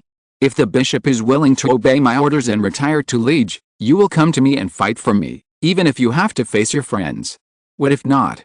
Then I will give you a horse, a servant, a full purse, your weapons and cloak, and let you go like a kind and generous king. I can't believe it. This is the king's promise, said Louis. Viscount Tyrrell stood up.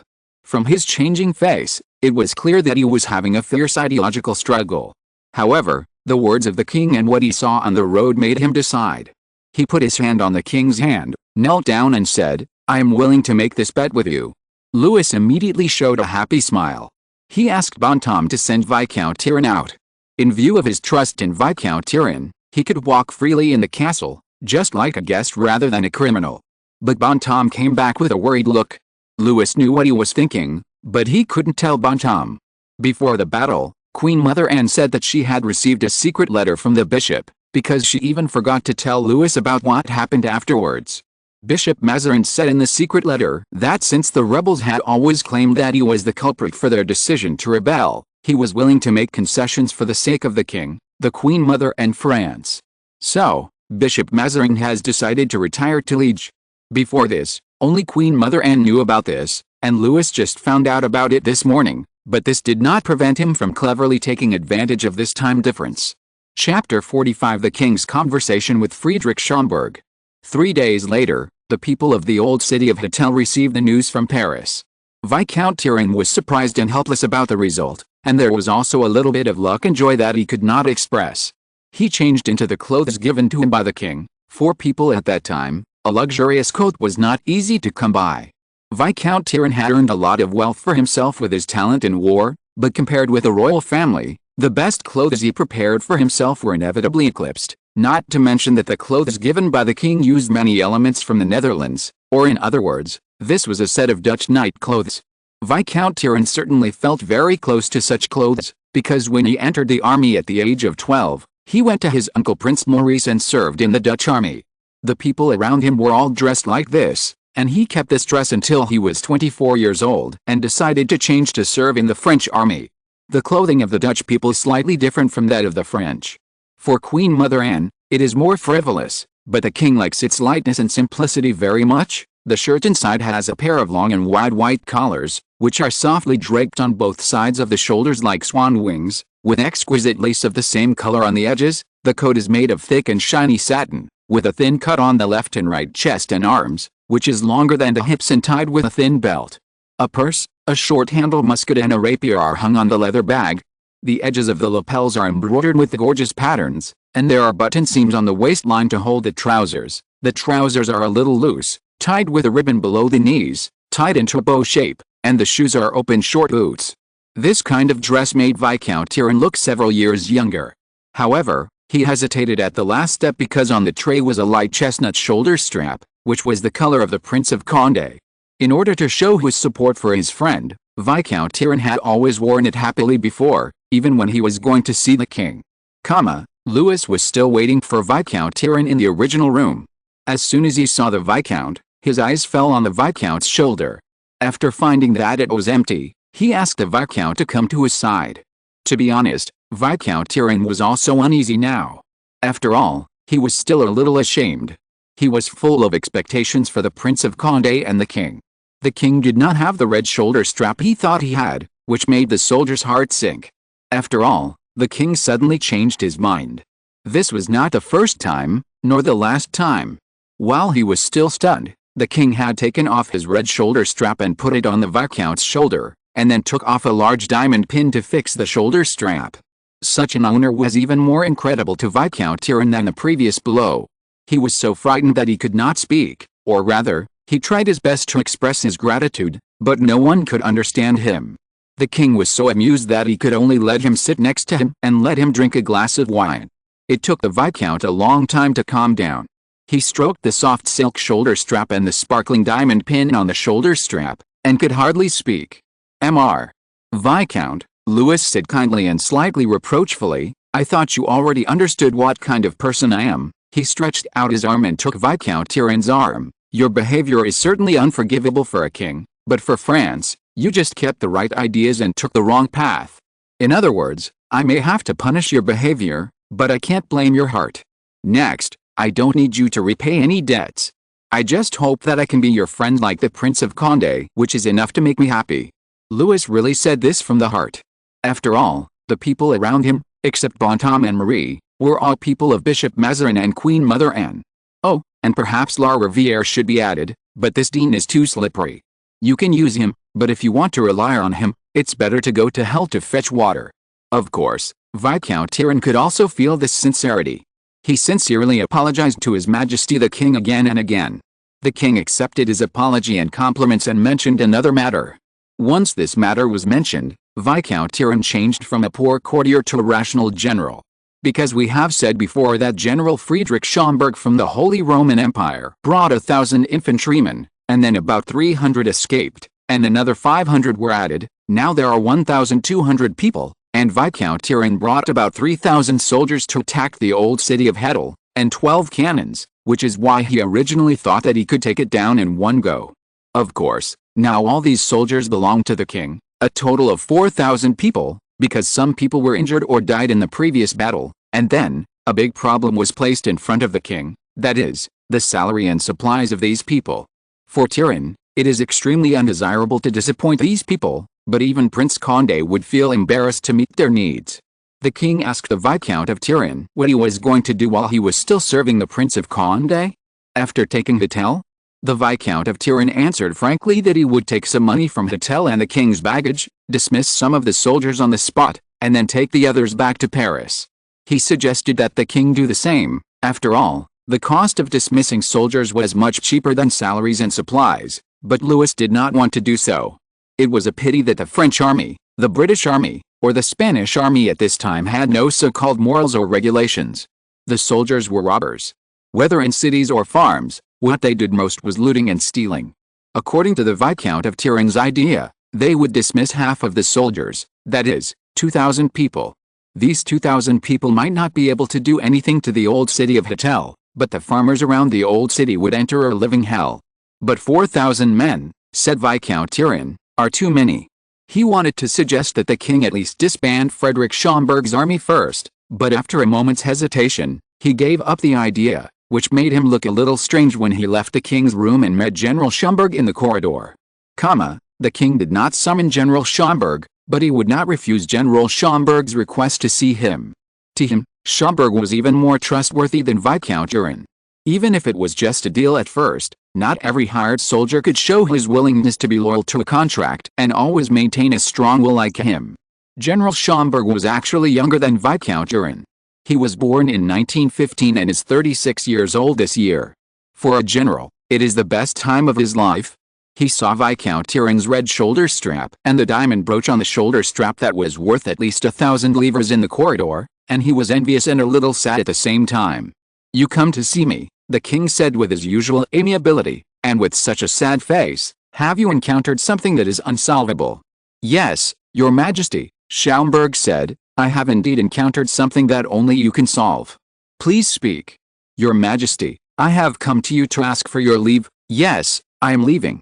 The king was startled and even stood up. "Oh God," he said, "why do you have such an idea? You have protected me and my mother along the way, and you have just won a victory for me. I am about to give you the corresponding reward, but you are saying you are leaving. Is someone rude to you?"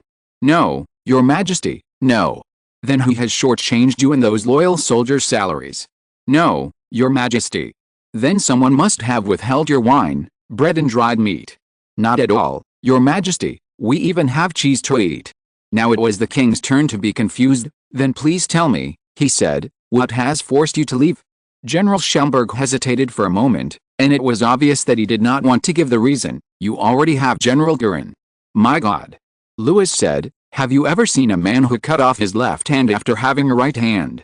What if the left hand is always unwilling to dip in holy water to make the sign of the cross? There must be a holy water bowl at the entrance of a Catholic church, and believers dip in holy water to make the sign of the cross after entering the church, but there is no such thing in Protestant churches," Schomberg said. Louis finally understood that as a person who actually had no faith, he would always overlook something. Now Schomberg was reminding him of this, because Schomberg was a Protestant, and the French royal family, from Queen Mother Anne to Bishop Mazarin, and himself, were all Catholics. The St. Bartholomew's Day massacre was imminent, and even if Schomberg had the courage of a lion, he had to consider whether he could be properly reused in France. "I understand your concerns," the young king said, "but General, I must also say that I am not going to let you go." "But you are a Protestant," Louis said, "you are most worried about your honor and your life, and perhaps the salaries of your soldiers." He walked to the desk and sat down. Pontom immediately poured some ink for him, brought a quill and parchment, and Louis wrote a few lines on it, then handed the parchment to Schomberg. Schomberg took it and read it. It said, "From the day I enter Paris, General Friedrich Schomberg will be granted French nationality and the Marshal's baton, and immediately pay him 50,000 livres worth of property." Then there was the king's signature. General Schomberg's face suddenly turned red. He had to admit that he came to the king with the intention of getting some promises from him, but the king really did that, and he began to feel ashamed again. "You don't have to worry about this at all," Louis said, "because these are what I originally wanted to give you, and there are more." He opened the drawer of the desk, took out a long flat box and handed it to Schomberg, and motioned him to open it immediately. Schomberg obeyed the king's order. As soon as he opened the box, he saw a bright red wide shoulder strap and a diamond brooch on the shoulder strap. From the value point of view, it was no different from the one worn by Viscount Tyrone on his shoulders. When Schomberg saw it, he immediately picked up the shoulder strap and hung it on himself, and then the king pinned it on him personally. "Now you must stay," Louis said, while brushing the other's shoulders that were slightly trembling with excitement. What General Schomberg didn't know was that when he walked into the courtyard contentedly and relieved, the king, who was looking at him from the study window, said as if talking to himself, "Don't mention a Catholic, a Protestant, an Orthodox Christian, or a so-called Brahma worshipper. As long as he has talent and is willing to be loyal to me, even if he is a devil, I would want to use him." Of course, this sentence cannot be told to others. Schomberg cannot, Viscount Tyrone cannot, Bishop Mazarin and the Queen Mother cannot, and even Bonhomme is no exception. The only possibility is probably Marie Mancini, a witch. Chapter 46: The King's Conversation with Nicolas Fouquet. Nicolas Fouquet was the third person the king met in this room. However, unlike the first two gentlemen, Fouquet was only a regent, a robed noble who was despised by the sword nobles. However, he did not think that this was anything to be ashamed of. The only difference between them was that one served the king with a sword, while the other served the king with his brain. To be honest, he felt that his ability was higher than those reckless men, although he did not dare to claim so. When the king met Fouquet, he was more casual. He only wore loose pajamas, and then a fox fur robe over his pajamas. The rich fur made the young king look even slimmer. When he met Fouquet, he only pointed to the stool that had been prepared long ago with his feather pen. Fouquet bowed, picked up his outer robe, and sat upright on it. The king finished writing the letter in his hand before putting down the pen. "Would you like something to drink?" "If possible," Fouquet said, "a little hot chocolate. It's really cold." "2 glasses of chocolate," the king said to Bonhomme, "and add a little whiskey to Mr. Fouquet's glass." Bonhomme walked away, and when he hadn't come back yet, the king was about to talk to Fouquet, but he saw him take a deep breath. He didn't understand why at first, but he soon guessed the reason. Well, it was probably like when people realize that a heavy burden is about to be placed on them, they will take a deep breath. Fouquet was a shrewd man. He had been in hotel for a week and had seen everything he wanted to see. What he wanted to know was even more obvious to him. He must have known that the king was running out of money. The first time they fled Paris, they were too hasty, so the royal family didn't even take much money with them. When they were in Saint-Germain-en-Laye, they were even short of money for daily expenses. So when they left Paris for the second time, Louis urged his mother and the bishop to make arrangements early. They took away all the movable property they could take away, including some holy vessels. So along the way, although there was famine everywhere, the king's situation was not embarrassing. It was just that the expenses of one person, or even a royal family, were completely incomparable to those of an army, not to mention that the king had been supporting General Schomberg to gather refugees and let him train them to strengthen the army. Not long ago, Viscount Tyrone surrendered to the king with his 3,000 soldiers, and the king didn't seem to want to disband them. The king summoned General Schomberg or Viscount Tyrone for political or military reasons, but the only reason he summoned Fouquet was money. It can be said that Fouquet's search for wheat for the king this time was a losing business, especially for the muskets, cannons and 2 3-masted ships that were converted into warships. Although they played an unexpected role in the attack and defense of Hurtle, the commissions for the ships, gunpowder and sailors all came from Fouquet's private pocket. For this, he even mortgaged his old house and let his mother, wife and children move to the countryside. It can be said that he was risking everything. It was precisely because of this that if the king wanted him to continue to accumulate money for him, could he refuse? No, of course not. Even though they didn't have much time together, he had already seen that their little king had an unusually good memory. If he dared to give up, the king would not only remember him, but might even remember the name Fouquet. Such thoughts made Fouquet anxious and distressed. He only hoped that the king would give him more time, more manpower, or more power. He had cheated every merchant he could and some ignorant people in the territory. In order to avoid them, he didn't even dare to leave the castle these days. All this money, as well as the polar gold he should pay to the king, was invested in the bottomless pit of military expenditure, and it seemed that he would have to continue to invest. Mr.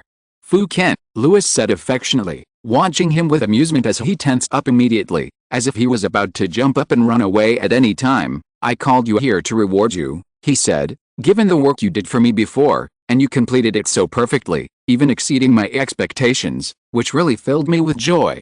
This is my duty, the ambitious gentleman replied. Your reward will only make me feel guilty, because I am not as good as you say. Although his words were humble, when the king's eyes fell on his hands, he found that the pale hands were constantly pinching and pinching, which was a manifestation of emotional tension. He was not as calm as he said, but quite the opposite. Please come here, Louis said, and Fouquet immediately stood up and walked over. As he approached, the signs of intense emotions became more obvious. His black pupils were obviously shrunk, his lips were chapped, and fine beads of sweat were printed on his forehead. When he saw the king reaching out to open the drawer, he even held his breath. The king took out a rose from it and pinned it to Fouquet's collar. This gentleman, who was always confident and proud, was stunned. He looked at his collar, then at the king's smiling face, and couldn't help showing aggrieved emotions on his face. Oh my God, he complained, I don't expect to have a big diamond pin, but His Majesty is reluctant to give me even a shoulder strap. Although roses were only available in the greenhouse at this time, he was not Miss Mary Mancini or Princess Henrietta, so what did this mean to him? Oh, Louis said, you also saw the pair of diamond pins.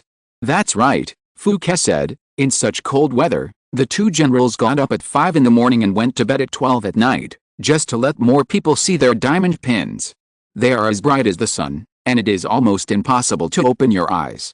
I think even a blind person can see them. Of course, Louis said, because not long ago, they were pinned on my mother's shoulders.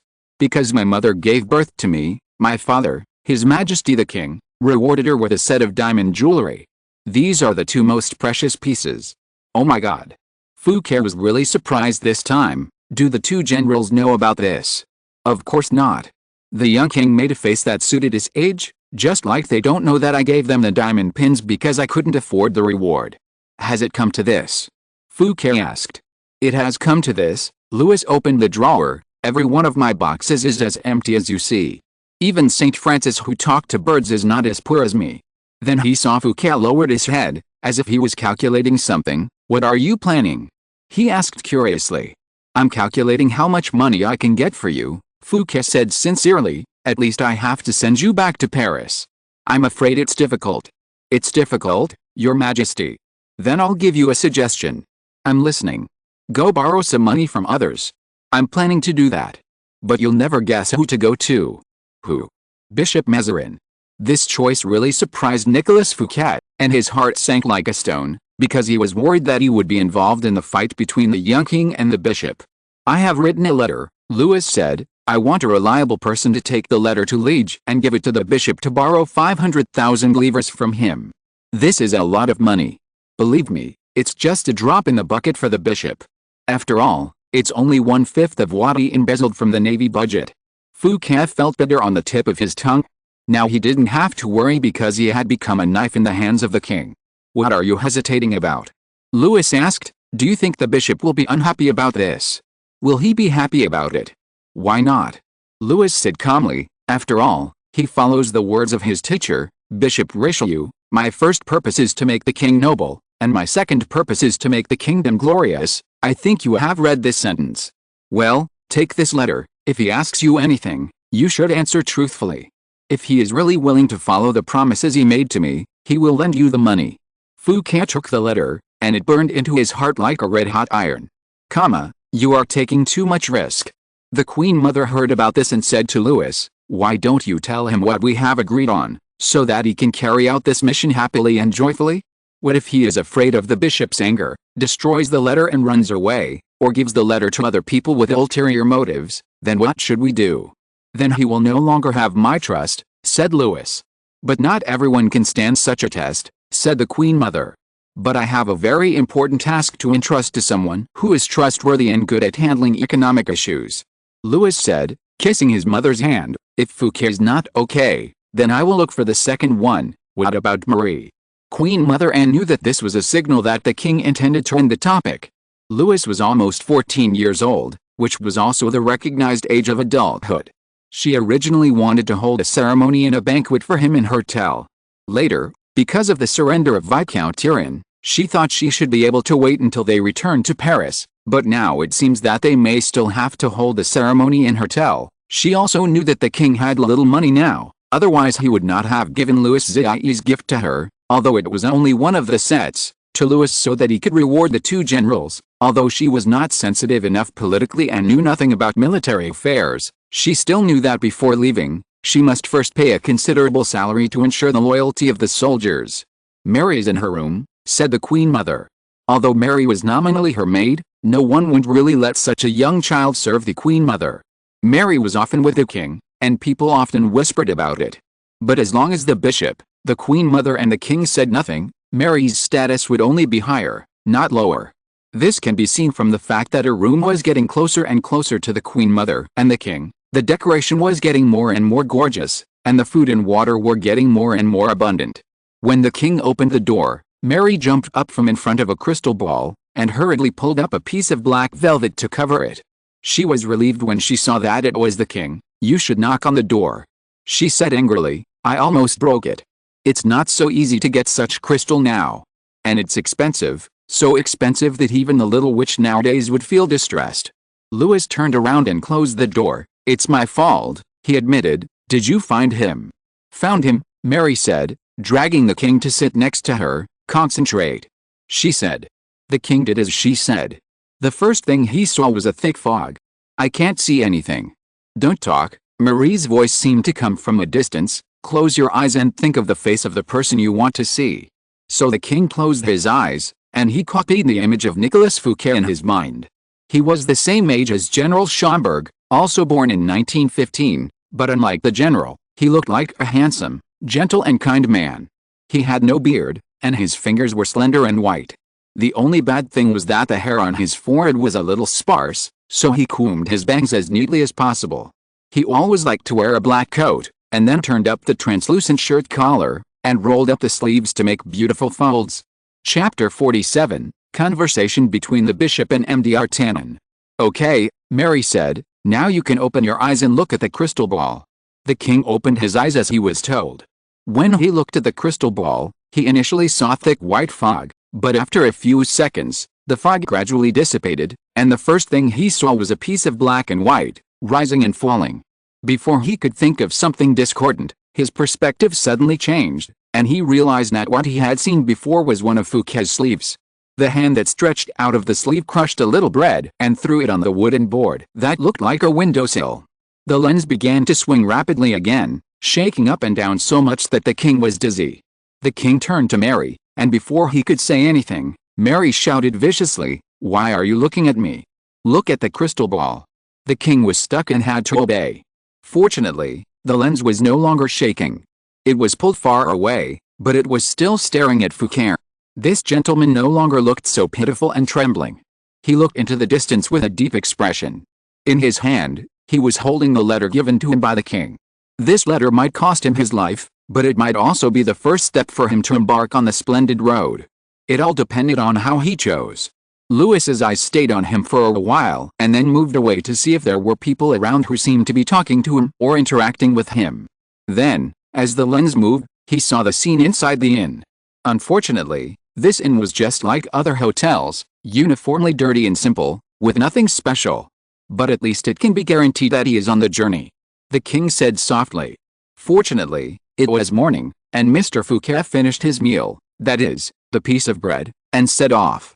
The golden sunlight shone on his face instead of his back, which meant that he was heading east. Liege was located at the junction of Belgium and the French Ardennes, that is, on the east side of Hurdle, and Paris, Orleans and Bordeaux were all on the west side. Mr. Fouquet was not going to their enemies. The king didn't know how to describe it. How far can you see? It depends on how long the scent of the rose can stay on him, Marie said. My rooks track their targets by smelling the scent, and they won't be able to find it if it fades. That's great, the king said. It seems that we can watch him arrive in Liege. Why didn't I know that the scent of the rose could last that long? Marie muttered strangely.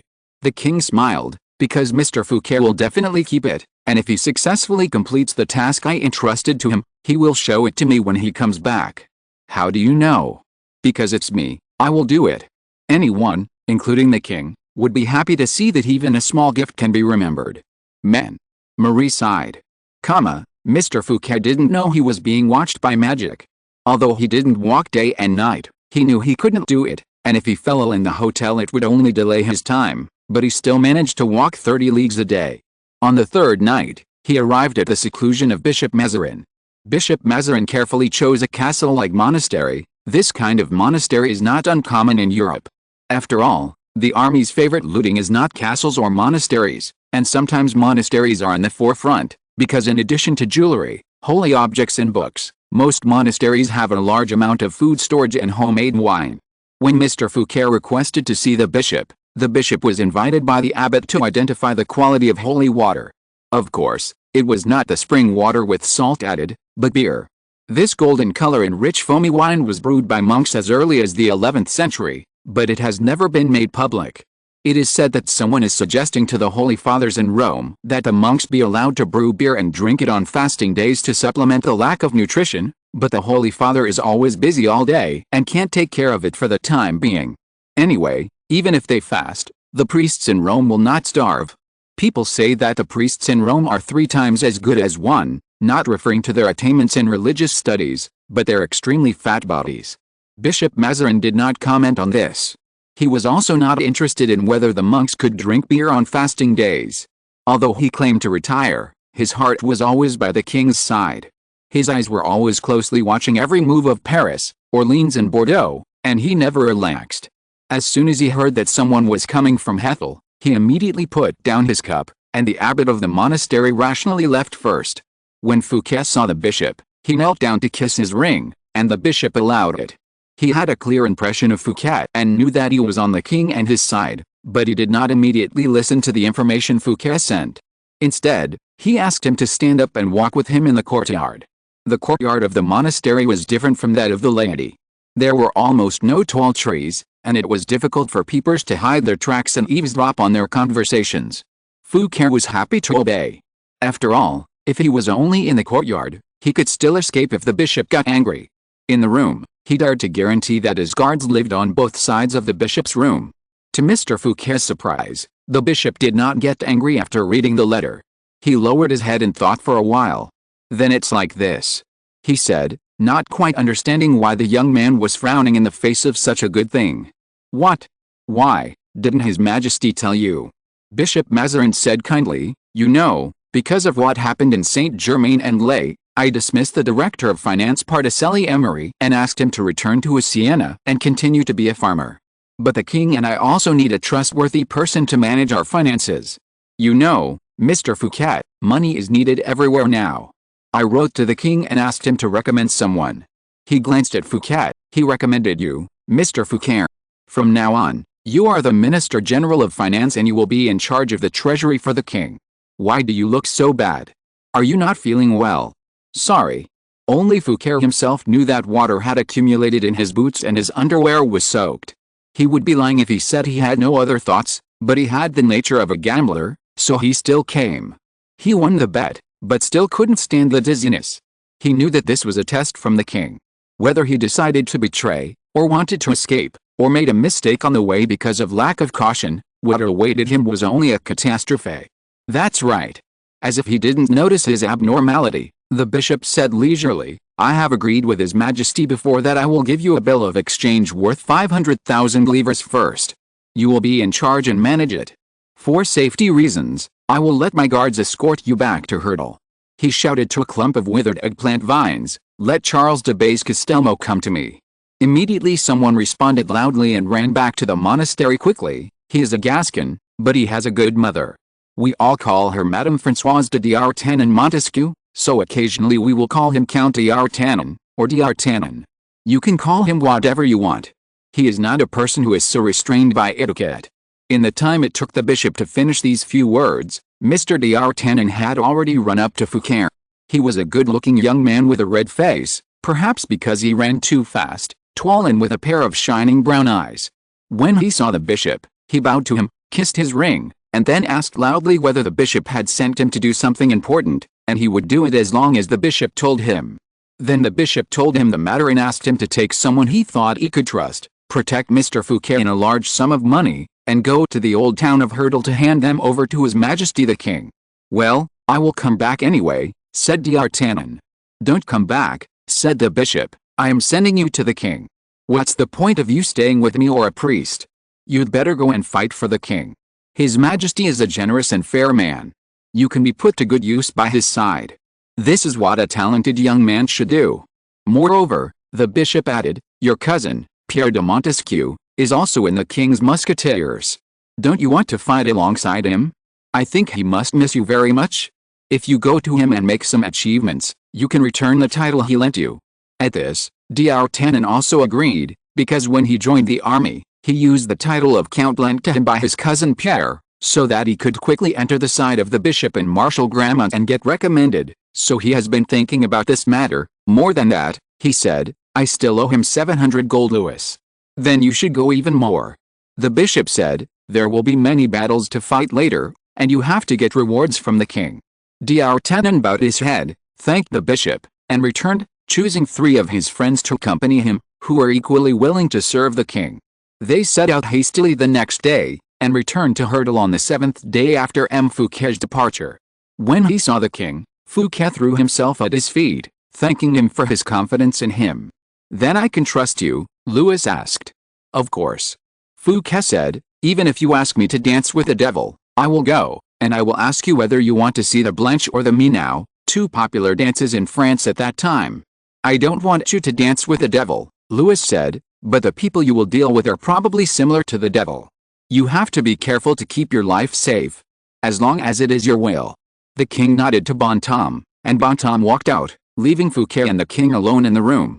"I want you to do something somewhere else," Louis said. "I will give you 100,000 livres first. You go find a reliable printer and print some exquisite small pieces of paper. The paper must have 12 numbers arranged in order. The printing mold must be extremely fine and difficult to imitate. It must be destroyed after printing. Then you have to publish some advertisements in the newspapers, telling people that these pieces of paper will be sold at the price of 1 small crown each. When all these pieces of paper are sold, you will set up a rolling barrel in the square, put small balls with numbers printed on them in the barrel, and leave a small hole in the barrel. The hole only allows 1 small ball to fall out. You can let a person who is famous for his fairness and innocence, or an ignorant child, shake the barrel until it is full of 12 small balls. After arranging them in order, you can determine the amount of the reward according to the number of similarities. Nicolas Fouquet was originally a shrewd man, and he had an unparalleled love and talent for making money. When Louis said this, he immediately understood. He clenched his fists excitedly, and couldn't wait to do it. This is faster than he had expected, to accumulate wealth by lending money. It is easier. And more dangerous. Louis said. Chapter 48. The King's continuation of the conversation with Fouquet and the 2 Messieurs D'Artagnan. The King's words calmed Nicolas Fouquet down. "Delicious fruits are always guarded by ferocious venomous snakes," Fouquet said, "and only the brave can get them." "Then I want you to go farther," Louis asked. "As you wish." "Not in Paris." "Not in Paris," Fouquet bowed to the king, fully understanding what he meant. Besides the fact that Paris was the capital of France and the king's territory after all, it was already turbulent enough and would explode with just the slightest spark. The king did not allow him to issue lotteries there, both for Paris and for his own safety. He kept this in mind. "What about Orleans and Bordeaux?" "No," Louis said, "people there will inevitably be extremely vigilant against outsiders. I want you to go to Bourges, Lyon, Provence, places that have not openly raised the banner of rebellion but have been spying and plotting. You should not go there as an official of the king, but as a greedy businessman. No matter where you are, you must first visit the lord there, offer him gifts and sincerity, and promise him dividends and taxes. The extent of this is up to you." Fouquet instinctively straightened his body when he heard this, because he knew very well that since the king said that the extent of it was up to him, that is, in addition to the position of financial director, he would also have a share of the profits that could be made from these lotteries. It all depended on how he balanced the interests of the king, the lords and himself. Thinking of the huge wealth that could be accumulated, he could not help but tremble again. "So how big do you think I should set the prize?" he asked. As for lotteries, in fact, they have existed since ancient Rome until now, but before Louis, few people used them to make profits. They were more for the support of the common people, just like bread and the Colosseum. So it was not so much a lottery as another more interesting reward.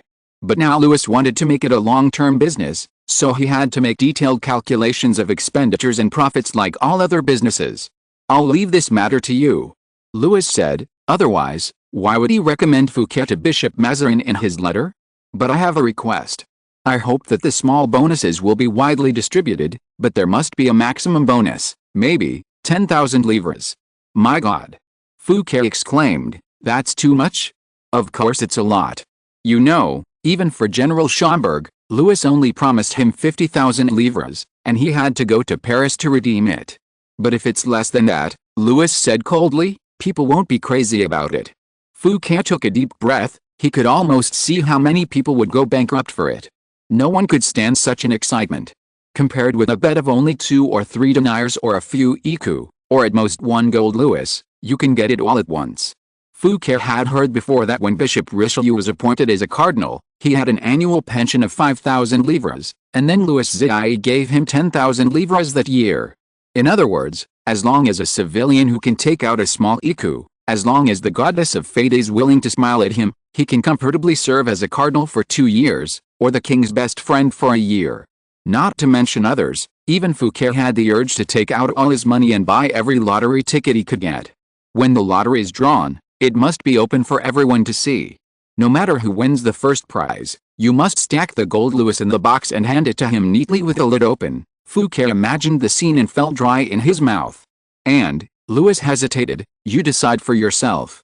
Please say, Your Majesty, should we limit the number of tickets each person can buy, and provide certain protection for the person who wins the first prize?" Fouquet lowered his head and thought for a while, and he understood.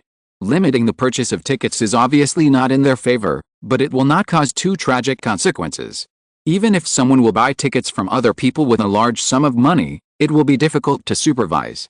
But when facing the accusations of some virtuous people, such regulations can obviously ease people's emotions, and he can be in a more advantageous position. As for whether to protect the person who wins the first prize, this is certain. Fouquet has even made preparations, or maybe he will deliberately encourage a poor person to win the first prize, so that it can spread faster and wider. After all, in people's cognition, nobles are often accompanied by good luck. A noble person gets an unexpected income, he will not care, and it will only be mentioned casually occasionally. Only when a person who was originally humble jumps into the class that he could only look up to before just because of a small écu, it is the most talked about. In this case, in order to make this rumor continue to spread, the first person who won the first prize must not only not have any accidents, but Fouquet must also try to make him escape the exploitation of the lord and the judge, the robbery of the robbers and officers, and let him live happily and smoothly to become a squire or a priest, or any position worthy of respect and envy. "I will consider it carefully, Your Majesty," Fouquet said.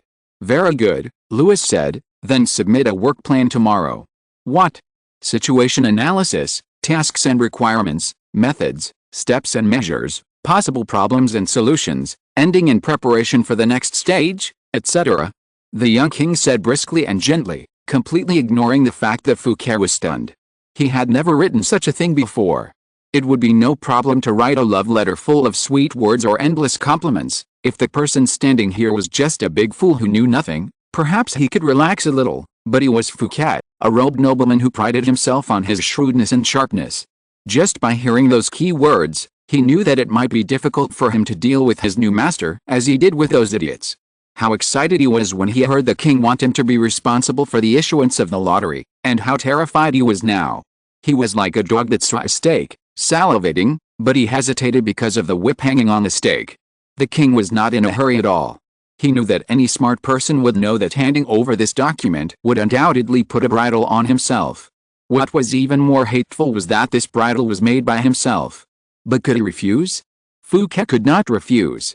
"Please give me a little more time," he whispered, without the previous air. "Your Majesty, Give me 3 days, no, 5 days. I will give you what you want in 5 days. Louis also knew that he could not finish writing this document in one night. This was just a small intimidation. After all, Fouquet was completely different from Schomberg or Viscount Turin. Bontang watched Mr. Fouquet walk out dejectedly, then pushed open the door and walked in. The king glanced at the sky and said, "Send lunch for 3 people. Are you going to have lunch with those 2 gentlemen?" "The 2 Counts of D'Artagnan," Louis said. "They are now my musketeers, Mr. Pierre de Montesquieu and Mr. Charles de Base-Castelnau."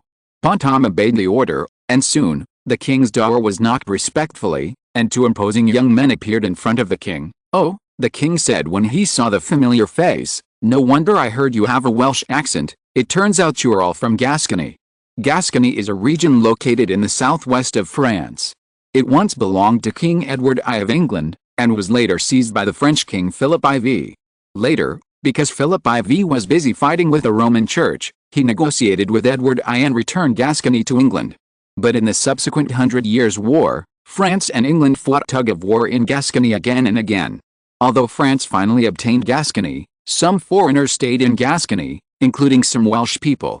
Everyone knows that the Welsh are a group of the most unruly guys, so gradually some people think that the Gascons are a group of dishonest guys, but for Louis, what he needs now is people who urgently need to change their situation, just like Nicolas Fouquet and the cousins.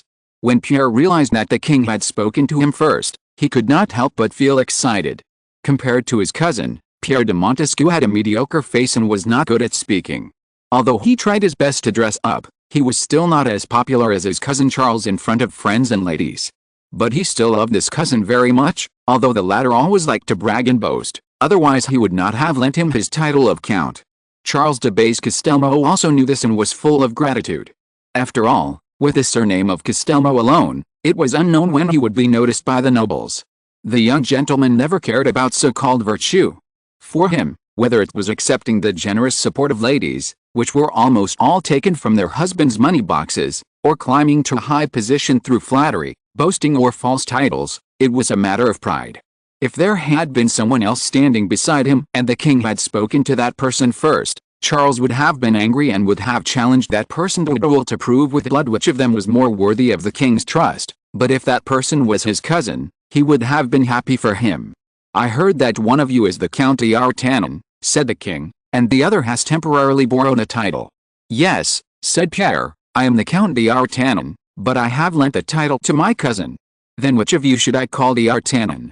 "Call my cousin d'Artagnan," Pierre said sincerely. "As for me, my companions and friends call me Pierre, and I am used to it. Your Majesty also calls me that, so you should call my cousin by the name of d'Artagnan." "Then," said the king, "Pierre, d'Artagnan, my 2 dear gentlemen, please sit down at the table and have lunch with me." The 2 musketeers immediately bowed to the king, indicating that they were happy to obey his orders. As soon as they sat down, sumptuous dishes were served one after another. The king was in the period of growth, and the 2 musketeers were also most likely to feel hungry.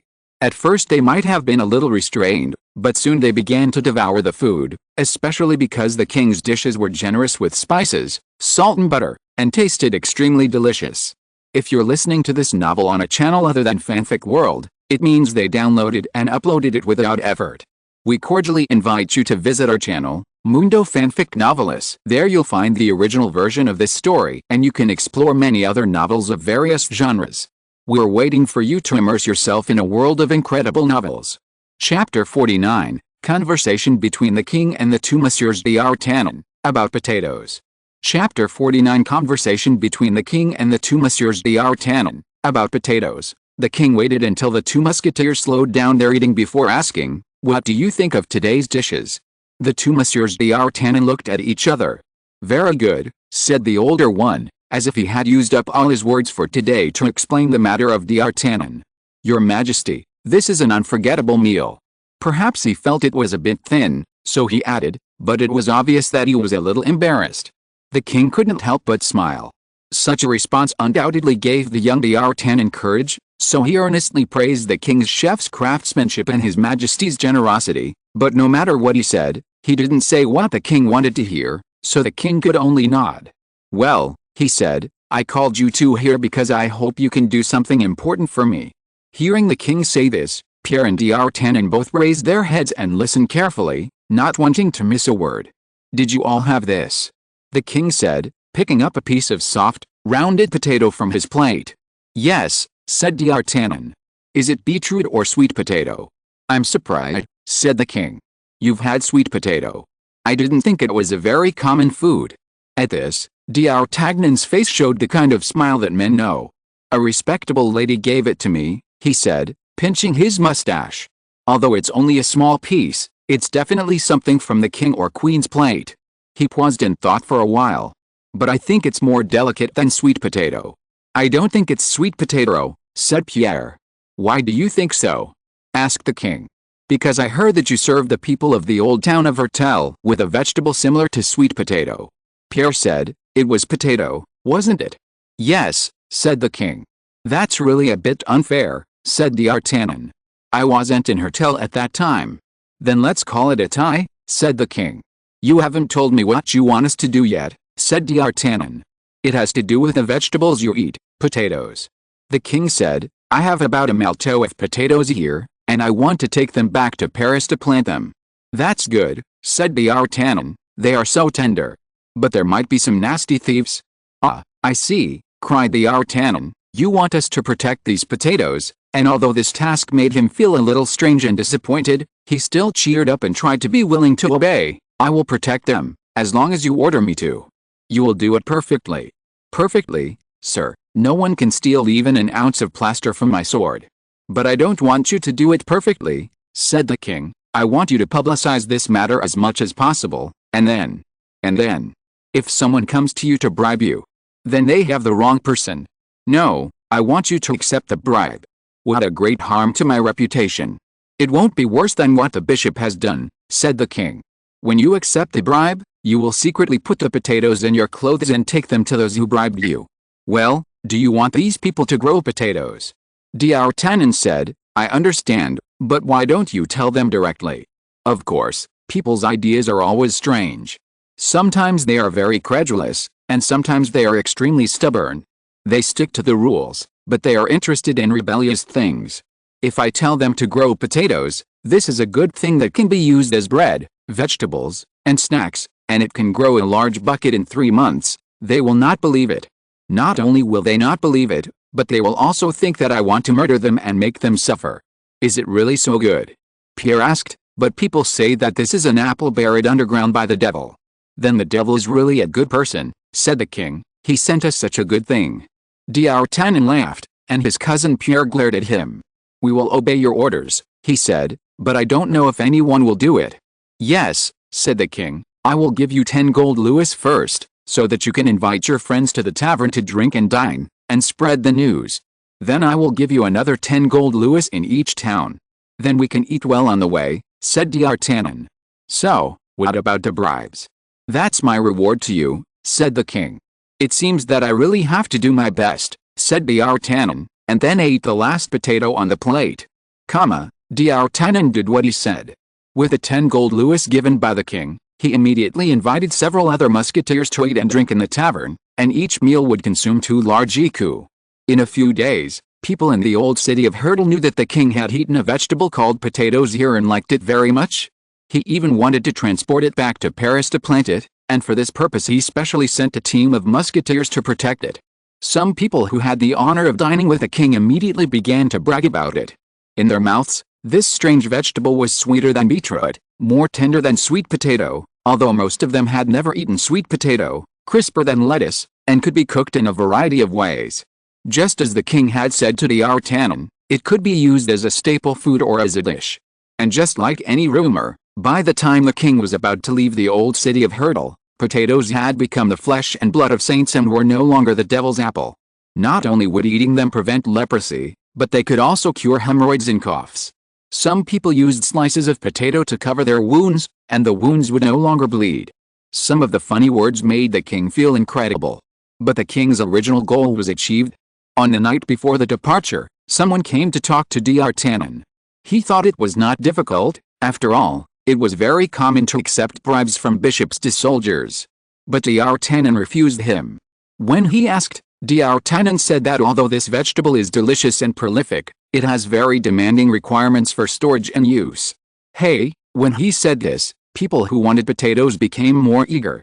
It must be complicated and troublesome, otherwise how to reflect the sincerity and status of the owner? They were very willing, so the price was raised again and again, from 5 gold louis to 100 gold louis, and D'Artagnan reluctantly hid a potato in his horse's butt and secretly brought it out. D'Artagnan's behavior could not be said to be unkind, but he understood these nobles much more deeply than his cousin Pierre. For example, the most people came to D'Artagnan, and before they were halfway there, his purse was full, while Pierre only had a few pitiful louis d'or in his hand.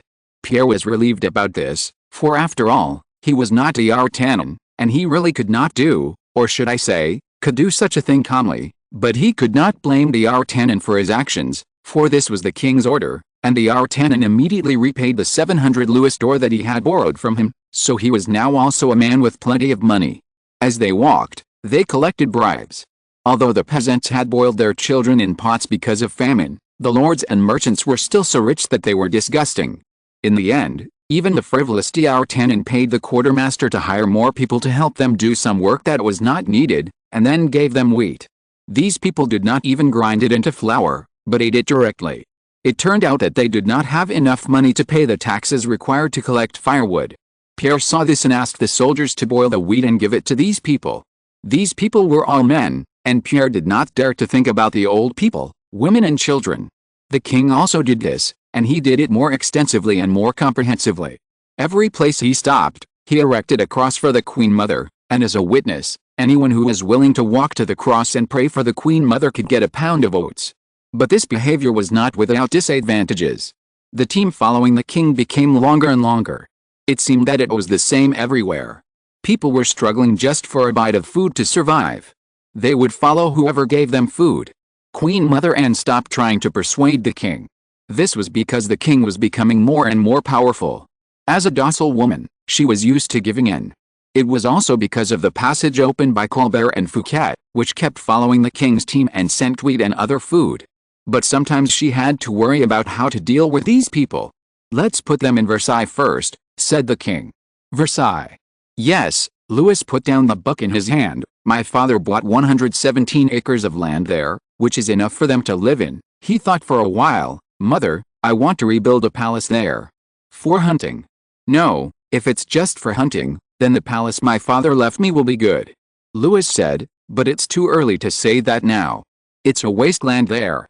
When these people arrive at Versailles, I will let them level the land first, drain the swamps, and cut down part of the forest so that they can grow wheat or potatoes to feed themselves. This matter concerns the lives of thousands of people, but for the Queen Mother and the king, it is just a bedtime chat." When the king had only a quarter of a pound of Mardox left, they came to Ramilly, which was not far from Paris. They stayed here, and just when the Queen Mother's cross was erected, Abbot Lariviere asked the king for an audience. Because this man was really tactful, the king rarely refused his request. This time was no exception. He came quickly and introduced a priest to the king.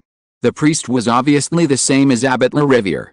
He presented the king with holy books, a pure gold and gem-studded holy box, the Virgin Mary's hair, and the baby teeth of the Son of God, and then he respectfully stated his purpose, to apply for the position of abbot of a monastery.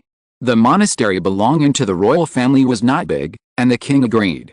However, after expressing his gratitude, he still stood there, as if he had something important to say. "If you have anything else to say," the king said kindly, "please say it.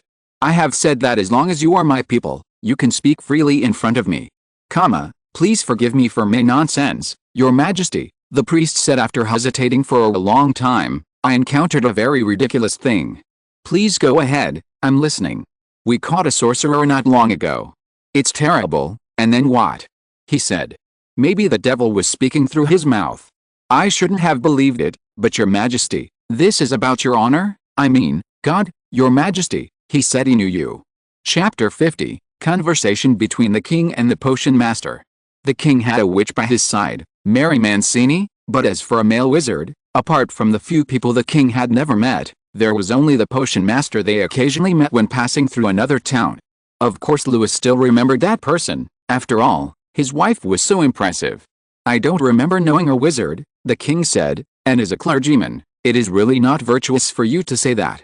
Because although the Roman Church established the Inquisition and acknowledged the existence of dark creatures, Church people still firmly declared that there were only a small number of dark creatures, and under the protection of God and the saints, the world was bright. This is why the existence of the other world can only be known by the highest level of the pyramid. In 1525, the secular court of Navarre burned 30 accused witches after trial, which really set off an uproar. The following year, the Inquisition specially convened a special meeting of 10 people. The documents at the meeting clearly stated that most members agreed that these criminals were not witches, because the crimes they confessed could not exist. They might be pure imagination or used to cover up the real crimes. From then on, all cases sentenced to death for witchcraft in various places were submitted to the Supreme Council of the Inquisition for review, rather than being sentenced and executed privately. Regarding this issue, Louis guessed that it was probably a painful adjustment between the surface world and the inner world. If half of the 30 witches were real, it could be said to be a severe warning to the inner world. The power finally obtained by the Supreme Council of the Inquisition guaranteed their control over the inner world and confirmed their authority in the surface world. As far as Louis had spied on, the chief judge of the Paris Inquisition was a young man named Hilario. It was said that his ability to become the chief judge was inseparable from Cardinal Mazarin, but he, like most of the current dignitaries and nobles, did not care about the young king. This could be seen from the fact that the king had only witches and vampires, ironically, around him. Perhaps in the heart of the chief judge, Louis was still just a child who could be deceived at will. But it was thought that after Louis returned to Paris this time, there should be priests from the Inquisition around him. After all, he was an adult, and Bishop Mazarin also intended to let him try some simple political affairs. Such accusations made the priest blush. He had to admit that the king was right, but please God forgive him. He had clearly seen the man using witchcraft, and he had also killed people with poison. This was the problem. He was going to hand him over to the secular court, but he shouted that he had met the king before, which made the priest hesitate. After all, the priest also had to consider the king's reputation. Originally, he wanted to delay this matter until he meant that the man had been injured before and almost died, so the priest waited until he died, but today he met the king again. I really don't remember having seen a wizard, the king said kindly, but I never refuse anyone's request, as long as he is French. It is possible that he has seen me and I don't remember it. So, you bring him here and let me see him, maybe I can remember it. But you have to do this quietly and don't let others know, because I don't intend to interfere with the law. If he really killed someone, whether with poison or with a dagger, he should be hanged, but if he has been wronged, I am willing to listen to it. Since the king said so, the priest had no reason to object. A few hours later, he brought the man to the king. Interestingly, he did not rely on the darkness to hide, but put a monk's robe on the man and brought him into the king's palace openly. As soon as the king saw him, he recognized him as the potion master who had made a deal with him. He was terribly thin to begin with, and now he was out of shape. He needed 2 monks to support him to stand. No wonder the priests did not hesitate to bring him to the king. Even if he was really a wizard, his drowsy state, where he could hardly lift his fingers, would only arouse pity, not a sense of threat. Mary jumped up when she saw him. After the priests withdrew, they were almost certain that the king did know this man. Mary gave him some potion and he woke up. As soon as he saw Mary, he showed a bitter smile, and then he turned his eyes to the king. "Ah," he said, "I should have thought that only you could take me out of prison. Maybe I have to send you back." Louis said, "You are accused of killing people with poison." The man was silent for a while. "I can only say that I have not hurt any innocent people." Mary gently pulled the king's sleeve. "Then tell me, when I saw you before, you were with your wife and daughter. Where did they go? Why are you here? I thought you would find a town to live in. You have an identity certificate and at least 2,000 livres of money." "That's exactly what I did." The man said, "I took the money and identity certificate you gave me and went to town, but at the inn, a big man met my wife by chance. He immediately fell in love with her, but my wife was extremely loyal to me and immediately rejected him righteously. The next day, we left there quickly and thought the matter was over. But who knows, I suddenly met someone I knew. I once bought him a bottle of cough medicine. He caught me and claimed that my potion poisoned his son. His son did die, but I swear it was definitely not because of my potion. I guarantee that every bottle is as effective and safe as the one you got, but others didn't believe me. The officials here put me in jail and confiscated all my property. Then how did they know you were a wizard? I told them, Your Majesty. The man panted for a while, and Mary handed him a bottle of potion. He took it and drank it again. Not long after I was locked up, a jailer told me that my wife had been picked up in a luxurious carriage, and our 2 daughters were also accompanying her. I immediately thought of that big shot.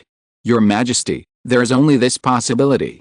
Although my wife is loyal, she is as fragile as a flower. Once I am gone, she will be at a loss. At that time, if someone told her that they could help me clear the name, she would definitely believe that person without thinking.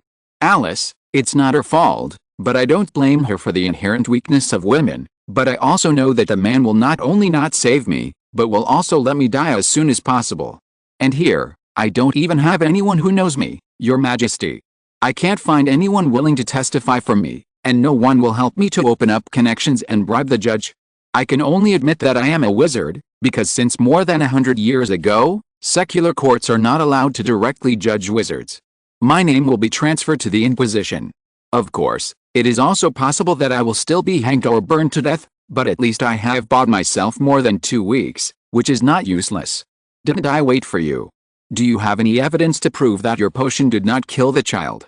Of course, Your Majesty, as long as you are willing to check, said the potion master. I sold the potion to that man 6 months ago, but his child died 2 months ago. Who would keep a bottle of cough potion until 4 months later to give it to a sick child? Of course, if you are willing, hand over the child's body to me, and I can find out the real cause of his death. Having said that, Louis really looked at the man. To be honest, after he learned that this was all the potion master could do, he lost his previous interest in the potion master. But if he could find the cause of death from a body that had been buried for 2 months, then the skill he mastered would be much more valuable than the so-called youth potion.